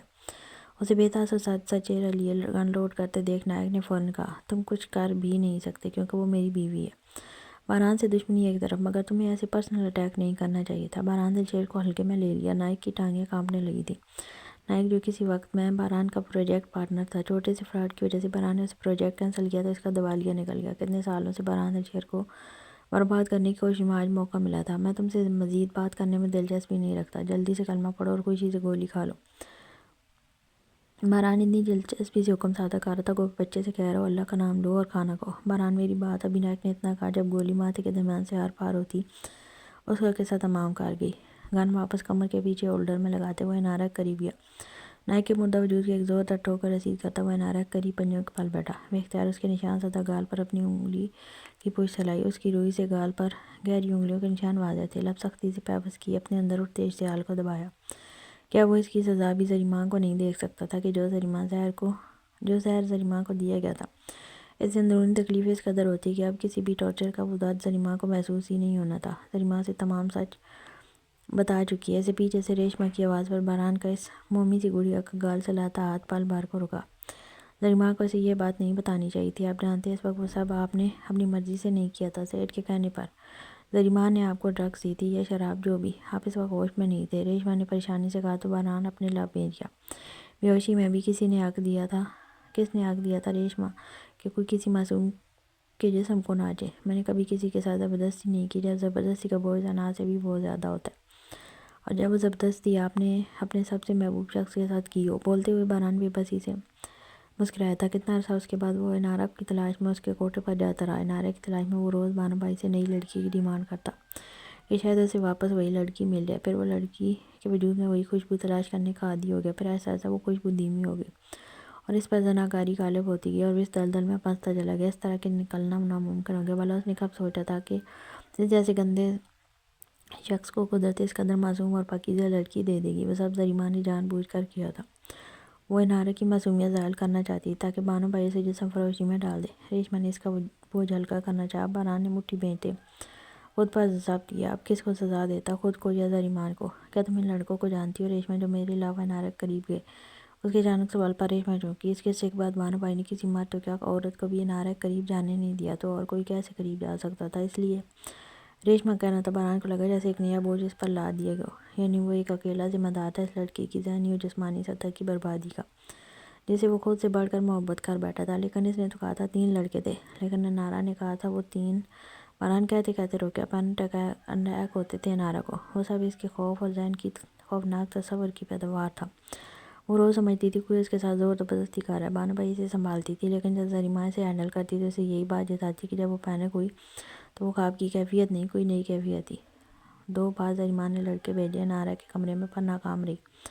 ریشمہ سارے پردے گراتی جا رہی تھی اور بہرحال زمین پر ٹکتا جا رہا تھا۔ زریمہ مر گئی ہے، لہجے میں انتہا کی شفقت تھی۔ نہیں، ان جیسوں کو موت آسانی سے کہاں آتی ہے سیٹھ، بہت ترسا دیتی ہے۔ میں نے کوٹھے پر بہت ساری لڑکیوں کو موت کے لیے ترستے دیکھا ہے، اور آج ایک اور کو دیکھ رہی ہوں۔ آخر میں لہجہ پر ملال تھا۔ تم زریمہ سے نفرت کیوں کرتی ہو؟ وہ ریشمہ کی جانب پیٹ کیے مکمل انارا پر جھک کے اپنی قمیض اتار رہا تھا۔ نفرت کے دریا میں ڈوبتے بہت سی نفرتیں نہ چاہتے ہوئے بھی اندر چلی گئی ہیں۔ سنا تھا ہوگا کہ کوئلے کی دلانی میں ہاتھ ضرور کالے ہوتے ہیں۔ زریمہ کے گناہ خود میں جذب کرتے کرتے میں خود اس نفرت میں گھوند گئی ہوں۔ اگر آپ درمیان نہ ہوتے تو میں پہلے ہی زریمہ کو مار دیتی۔ ریشما سچ کہہ رہی تھی، دشمنی کی کوئی خاص وجہ ہے؟ نارا کے وجود سے اس کی پھٹی قمیض جدا کرتے باران نے اس کے پہلے منوج کا زخمی کرنے کے نشان دیکھے تو اپنے سینے پر جلن محسوس ہونے لگی ہے۔ نارا کی ماں وجیہ بہت احسان تھے اس کے مجھ پر، جب زریمان اور بانو بھائی کہنے پر مجھے سستی قیمت میں ایک مرد کے سامنے پھینک دیا گیا تھا۔ بولتے بولتے ریشما کا لہجہ روند گیا۔ وہ خواجہ سرا تھی، پھر بھی درندہ نے اسے خواب بخشا تھا۔ وجیہ نے بچایا تھا مجھے، اپنے زیور کے بدلے میری قیمت ادا کر کے مجھے خرید لیا تھا۔ میں اس کی اور انارا کی خدمت کرتی تھی۔ پھر میں نے ایک دن وجیہ کو ایسے ہی تڑپتے دیکھا، بالکل اس طرح جس طرح ابھی زریماں تڑپ رہی ہے، بہت زیادہ۔ میں نے کبھی کسی کو اتنی اذیت میں نہیں دیکھا جتنا میں نے وجیہ کو ایک دن اور ایک رات تڑپتے دیکھا، اور پھر وجیہ کی دردناک موت۔ اس وقت ہمیں یہی بتایا گیا تھا کہ وجیہ کو کینسر ہے، بعد میں معلوم ہوا وہ سب زریماں نے اسے زہر دے کر صدمے کیا۔ جب کوئی آپ کا محسن ہو تو سب سے زیادہ اس کی تکلیف آپ کو اذیت دیتی ہے۔ ہاں سکون سے زریماں مسکرائی، مکمل نہیں تھی پر انسان تھی، لوگوں نے تو اسے انسان بھی نہیں سمجھا تھا۔ انارا کے وجود پر اب باران کی کمی تھی۔ وہ انارا کا دوپٹہ انارا کی اچھے سے لپیٹ چکا تھا۔ باران کھڑے ہو کر انارا کو بازو میں اٹھایا اور ریشما کے مقابل آیا۔ آگے کا پلان یاد ہے؟ باران کے پوچھنے پر ریشما نے ایک محبت بھری نگاہ انارا کے بے ہوش چہرے پر ڈالی اور پھر اسواد میں سر لایا۔ کوٹھے پر بنائی گئی ساری لڑکیوں کی ویڈیوز ضائع ہو چکی ہیں۔ لڑکیاں سپلائی کرنے والے ساری لڑکوں کی لسٹ زاویار سیٹھ کو مل چکی ہے۔ قریبی کوٹھوں میں جتنی بھی لڑکیاں زور زبردستی رکھی گئی ہیں، ان سب کے لیے زاویار سیٹھ لے چکے ہیں۔ ریشما کی بات پر اسواد میں سر لاتا باران باہر نکلنے کا۔ جب ریشما کی آواز پر رکا، بہت ساری لڑکیاں اب یہ کام چھوڑنا نہیں چاہتی، وہ کہتی ہیں ان کو اب ان کے گھر والے یا معاشرہ قبول نہیں کرے گا۔ ریشما کی بات پر باران نے گہری سانس ہوا کے سپرد کی۔ ان کو میں ہینڈل کر لوں گا، کوئی اور مسئلہ؟ باران کی پوچھنے پر ریشما باران کے مقابلے آئی، نرم نظروں سے نارا کو دیکھتے اس کا ماتھا چوما۔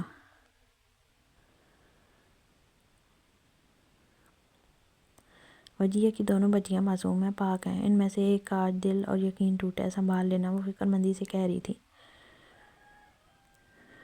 وجیہ کی دوسری بیٹی میرے نکاح میں اور پہلی باران کی، اور ہم دونوں ہی فل پروف جورو کے غلام ہیں۔ ریشما تم فکر مت کرو، تم وہ کام پر توجہ دو جو تمہیں فوراً کرنا ہے۔ پیچھے سے زاویار کی آواز پر ریشما مسکرانے لگی۔ باران اور زاویار وہاں سے جو ہی باہر نکلے، کچھ نقاب پوش گارڈ نائک کی ڈیڈ باڈی لے جانے لگے۔ فلیٹ خالی ہو چکا تھا، صوفے پر زریماں درد سے تڑپ رہی تھی، حلق سے آواز باندھ تھی اور آنسو گالوں پر رواں تھے۔ ریشما اس کے سامنے بیٹھی اس کے نیلے ہونٹوں کو دیکھ لگی۔ یہ راستہ تو نے دکھایا ہے مجھے ریشما، ایسے ایک راز کی بات بتاؤں، اب تو ہر جگہ میری سلطنت ہوگی، ایسی سلطنت جس میں ظلم و ستم نہیں ہوگا، جو ہوگا سب ریشما کا ہوگا۔ ریشما سرساری سے ہنسنے لگی تو زریماں کی آنکھوں سے سرخ پانی نکلنے لگا۔ میں جا رہی ہوں، مجھے باقی کام سنبھالنے ہیں، فکر مت کرو، کل اس وقت تک تمہاری اذیت ختم ہو جائے گی اور میں تمہارے ناپاک وجود کو اٹھوا کر کفن دفن تو کروا ہی دوں گی۔ ریشما کہتے ہوئے فلیٹ سے باہر نکلنے لگی جب زریماں نے ریشما کا پیر پکڑ لیے۔ زریماں کے ہاتھ بھی اب نیلے پڑنے لگے تھے۔ تیری طرح شفاق نہیں ہوں، ورنہ تجھے مرتے ہوئے دیکھ کر جاتی، پر پہلے سے ہی بچی سمجھا تھا تجھے۔ زریماں کا ہاتھ جھٹکتے وہ باہر نکل گئی۔ زریماں اپنی آنکھیں زور سے میچ کی، وہ موت کی دعا شدت سے کر رہی تھی۔ یہ اذیت برداشت سے باہر تھی، سالوں پہلے یہی زہر اس نے وجیہ کو دیا تھا اور وہ مطمئن تھی، نہیں معلوم تھا اپنا کہ یوں واپس ہو کر بالکل ایسے ہی ملے گا، کیونکہ وجیہ کے پاس جا کر اس نے بھی یہی جملہ کہا تھا جو جاتے جاتے ریشما کہہ کر گئی تھی۔ اس کا اختتام بہت جلد ہو گیا تھا اور بہت عبرتناک ہوا تھا۔ اس کی رسی کھینچی گئی تھی تو اس قدر زور سے کہ چھڑوانے کی جستجو تک کرنا ناممکن تھا۔ موم سحر کہاں ہے؟ وہ عجلت میں کمرے سے نکلا تھا، نہ سحر گھر میں تھی نہ روم میں، یہ وقت کالج کا بھی نہیں تھا، روم میں ہی ہے، انہوں نے اطمینان سے جواب دیا۔ میں نے ابھی دیکھا نہیں ہے موم، وہ جو لایا، کہیں وہ ڈیٹ لڑکی واپس ملے کے ساتھ تو نہیں گئی؟ ذہن میں پریشان مت کرو، کہا تو پہلے سے دیکھنا گوارا نہیں تھا، اب سحر کر کے سکون خراب کھا رہے ہو۔ اسے احساس لانے کو مصنوعی جھل آ گئی۔ ذہن نے خجالت محسوس کرتے ایک نظر انہیں دیکھا، پھر کمرے میں چلا گیا۔ موبائل بیڈ پر چھال نے اپنی گھڑی کو اتارا، وہ سوا نیزے پر تھا۔ ابھی وہ واش روم جانے کے لیے ایک قدم آگے بڑھا ہی تھا جب زمین پر بڑے تکیے سے ٹکرا کر وہ اندھے منہ سے تکیے پر گرا۔ آہا! کمبل میں لپٹے اس تکیے سے ایک زنانہ آواز نمودار ہوئی تو وہ چونکا سیدھا ہوا، کمبل کھینچا تو سحر گٹھلی بنی اپنے بازو سے ہلا رہی تھی۔ بلڈوزر ہیں کیا؟ اس نے اٹھ کر بیٹھتے غصے سے کہا۔ تم زمین پر کیا کر رہی ہو؟ ذہن نے ماتھے پر بال ڈالے پوچھا۔ سو رہی تھی، جواب ٹکا سا آیا تھا۔ یہ بیڈ پھر برتن دھونے رکھا ہے؟ ذہن کے ماتھے پر بل پڑا۔ نہیں، بالو کے سونے کے لیے، بول کر وہ واپس لینے لگی جب ذہن نے بازو سے کھینچے سے مقابل کیا۔ بالو کس کو بولا؟ ذہن نے دلچسپی سے سحر کی کمر میں ہاتھ لپیٹے تو سحر سانس روک گئی، پھٹی آنکھوں سے ذہن کو دیکھا اور چہرے کی رنگت بدلنے لگی۔ ذہن چھوڑیں، وہ بہت شرمگی انداز میں اس کا نام لے رہی تھی۔ ذہن یکدم اسے جانچتی نظروں سے دیکھنے لگا، وہ ذہن سے شرما رہی تھی، اس کے وجود میں لذت تھی، ایسا پہلے تو کبھی نہیں ہوا تھا، پھر اب کیوں ہو رہا تھا؟ وہ پہلے اس کے اور بھی قریب آیا تھا، اسے کس بھی کی تھی، لیکن وہ تو اس پر بھی نہیں شرمائی تھی۔ پھر یہ اچانک تبدیلی کیا ہوا؟ میری طرف دیکھو، ذہن نے اس کی ٹھوڑی اوپر کرتے جانا چاہ پر سحر کا سر مزید نیچے جھک گیا۔ کالج میں بتایا تمہاری شادی ہوئی ہے؟ ذہن کے اچانک سوال پر سحر نے اس بات میں سر لایا۔ کس کو بتایا؟ سحر کے بالوں میں ہاتھ پھیرتے وہ اب بہت کچھ سوچ رہا تھا۔ دوست کو، سحر نے مسکرا کر جواب دیا۔ اس نے اٹھنا چاہا پر ذہن نے پکڑ مضبوط کر لی۔ 2 دن میں دوست بھی بن گئی۔ ذہن نے عرض کی سے لب سحر کے گال پر رکھے تو سحر کا چہرہ سرخ ناری ہو گیا۔ دل حلق میں دھڑکنے لگا۔ ذہن پلیز پیچھے ہٹیں۔ سحر بری طرح مچلی۔ ذہن چہرہ پیچھے کی اسے دیکھنے لگا۔ 2 دن میں سحر کے اندر یہ تبدیلی اسے پسند نہیں آئی تھی۔ ماحول کا گہرا اثر ہوا تھا۔ وہ معصوم نہ سمجھ لڑکی ہے۔ اس کی اور اپنے درمیان کا رشتہ محض 2 دن میں سمجھ گئی تھی جب ہی شرما رہی تھی۔ تمہارے دوست نے تم سے ہمارے رشتے کے متعلق کیا کہا ہے؟ ذہن نے بظاہر آرام سے لہجے میں پوچھا۔ کچھ بھی نہیں۔ سحر فوراً گڑبڑائی۔ فریش ہو جائے، آج تمہیں باہر گھمانے لے کر چلوں گا۔ وہ سحر کو چھوڑ چکا تھا۔ سحر آرام میں سر لاتی واش روم میں بند ہو گئی۔ سمجھ نہیں آیا وہ اس کے اندر اس تبدیلی پر خوش ہو یا غصہ۔ یہ ایک طرح سے اچھا تھا لیکن محض 2 دن، یعنی کالج کا ماحول ٹھیک نہیں تھا۔ وہ سحر کی بے تحاشا معصومیت پر پریشان ہوا تھا۔ وہ کمفرٹر بیڈ پر پھینکتا کمرے سے باہر نکل گیا۔ مام ڈیڈ کہاں ہیں؟ آبدہ بیگم اب تک وہیں بیٹھی تھی، شاید کوئی کتاب پڑھنے میں مصروف تھیں۔ اشارے سے اوپر کی جانب انگلی کی۔ ان کا اشارہ اسٹڈی روم کی طرف تھا۔ ذہن سیڑھیاں پھلانگتا اوپر چلا گیا۔ اسٹڈی روم پر دستک دیتے اندر داخل ہوا۔ الیاس صاحب بک شیلف کے سامنے کھڑے تھے۔ اب کیا مسئلہ ہو گیا؟ برخوردار لہجہ تنزیہ تھا۔ میں سحر کے ساتھ اپنی شادی شدہ زندگی باقاعدہ شروع کرنا چاہتا ہوں، اس لیے آپ ریسیپشن دیں گے یا کچھ اور پلان ہے آپ کا؟ ذہن کی بات پر وہ مسکراہٹ دبانے لگے۔ خیال آ گیا ہے بیوی کا؟ خیال آ گیا بیوی ہے؟ الیاس صاحب کی طرف سے ایک اور طنز آیا۔ بیوی کا بھی آ گیا اور بیوی کی بے تحاشا جائیداد کا بھی۔ ڈیڈ میں چاہتا ہوں آپ سحر کی پراپرٹی میرے نام کر دیں، وہ راضی ہو تو؟ ذہن پرسکون سا کاؤچ پر بیٹھ چکا تھا جب کسی پراپرٹی والی بات پر الیاس صاحب کو جھٹکا لگا تھا۔ کیا مطلب ہے؟ تم سحر کو پراپرٹی کے لیے قبول کر رہے ہو؟ ان کے لہجے میں اشتعال تھا۔ ڈونٹ وری ڈیڈ، جب تک پراپرٹی نام نہیں ہوتی میں سحر کے ساتھ ازدواجی تعلق کا ڈرامہ کر لوں گا۔ پھر میں نے سحر کے لیے ایک بہت اچھا لڑکا ڈھونڈا ہے جسے کوئی لالچ نہیں ہے، وہ بہت ریچ فیملی سے اور سحر کو خوش۔ الیاس صاحب کا ضبط جواب دے گیا تھا۔ ایک زوردار تھپڑ ذہن کے چہرے پر مارتے وہ اگلی لمحے گریبان سے پکڑتے اسے کھینچتے اپنے مقابل کھڑا کرتے چیخے، بےغیرت انسان، میرے بیٹے ہو کر تم اتنے بےغیرت کیسے ہو سکتے ہو؟ الیاس صاحب کی دھڑ غصے اور اشتعال سے بھری تھی۔ ذہن نے سرخ نظریں ضبط سے جھکا دیں، پھر دھیما سا مسکرایا۔ میں نے ایسی کون سی غلط بات کر دی ڈیڈ؟ وہی کہ جو کہ سحر کے متعلق آپ نے مجھ سے کہی تھی۔ ذہن کی ڈٹھائی ان کا غصہ مزید بڑھا گئی۔ الیاس صاحب کی چیخنے کی آواز پر آبدہ بیگم اور سحر ڈر کر اسٹڈی روم میں آئیں۔ اگر تم نے ایک بار مزید بکواس کی تو مجھ سے برا کوئی نہیں ہوگا۔ سمجھ نہیں آ رہا میری تربیت میں کہاں کمی رہ گئی؟ افسوس سعد افسوس۔ وہ افسوس سے گھرایا۔ میں نے ایسی کون سی بات کر دی ڈیڈ؟ آپ سحر کے لیے لڑکا ڈھونڈ لیتے نا، تو میں نے آپ سے بہت بہتر ڈھونڈ دیا، اسے سنبھال بھی لے گا، امیر بھی ہے۔ بس ہم نے وعدے پر۔ ذہن آبدہ بیگم پہ یقینی کیفیت میں بولی۔ وہ تو خوش تھیں کہ ذہن نے سحر کو قبول کر لیا، ویسے بیوی سمجھ رہا ہے، لیکن اب جو وہ سن رہی تھی وہ واقعی تکلیف دہ تھا۔ لیکن ذہن کی نظر تو آبدہ بیگم کی کھڑی سحر پر اٹکی تھی۔ وہ سن کھڑی ذہن کو دیکھ رہی تھی، پھر نظریں جھکاتے کمرے سے نکل گئی۔ اس کی نظروں میں کوئی شکایت نہیں تھی، صرف اداسی تھی، بے تحاشا اداسی۔ 2 دن سے اس کی برین واشنگ آبدہ بیگم ہی تو کر رہی تھی، اسے ذہن اور اس کے درمیان رشتہ سمجھا رہی تھی، اسے بتا رہی تھی کہ ذہن سے پسند کرنے لگا ہے، محبت کرنے لگا ہے، تو وہ بھی اسے سمجھے۔ ننھا سا دل جو پہلی بار دھڑکا یہ اپنے شوہر کے لیے تھا، لیکن پھر جلدی باغی ہو گیا۔ اب واپس زور و شور سے ذہن سے دوستی کے لیے اکسا رہا تھا۔ وہ معصوم ضرور تھی پر جوان ہو چکی تھی۔ احساسات لمحوں میں تبدیل ہو رہے تھے، جیسے ذہن نے ایک لمحے میں خاک کا ڈھیر کر دیا تھا۔ مام آپ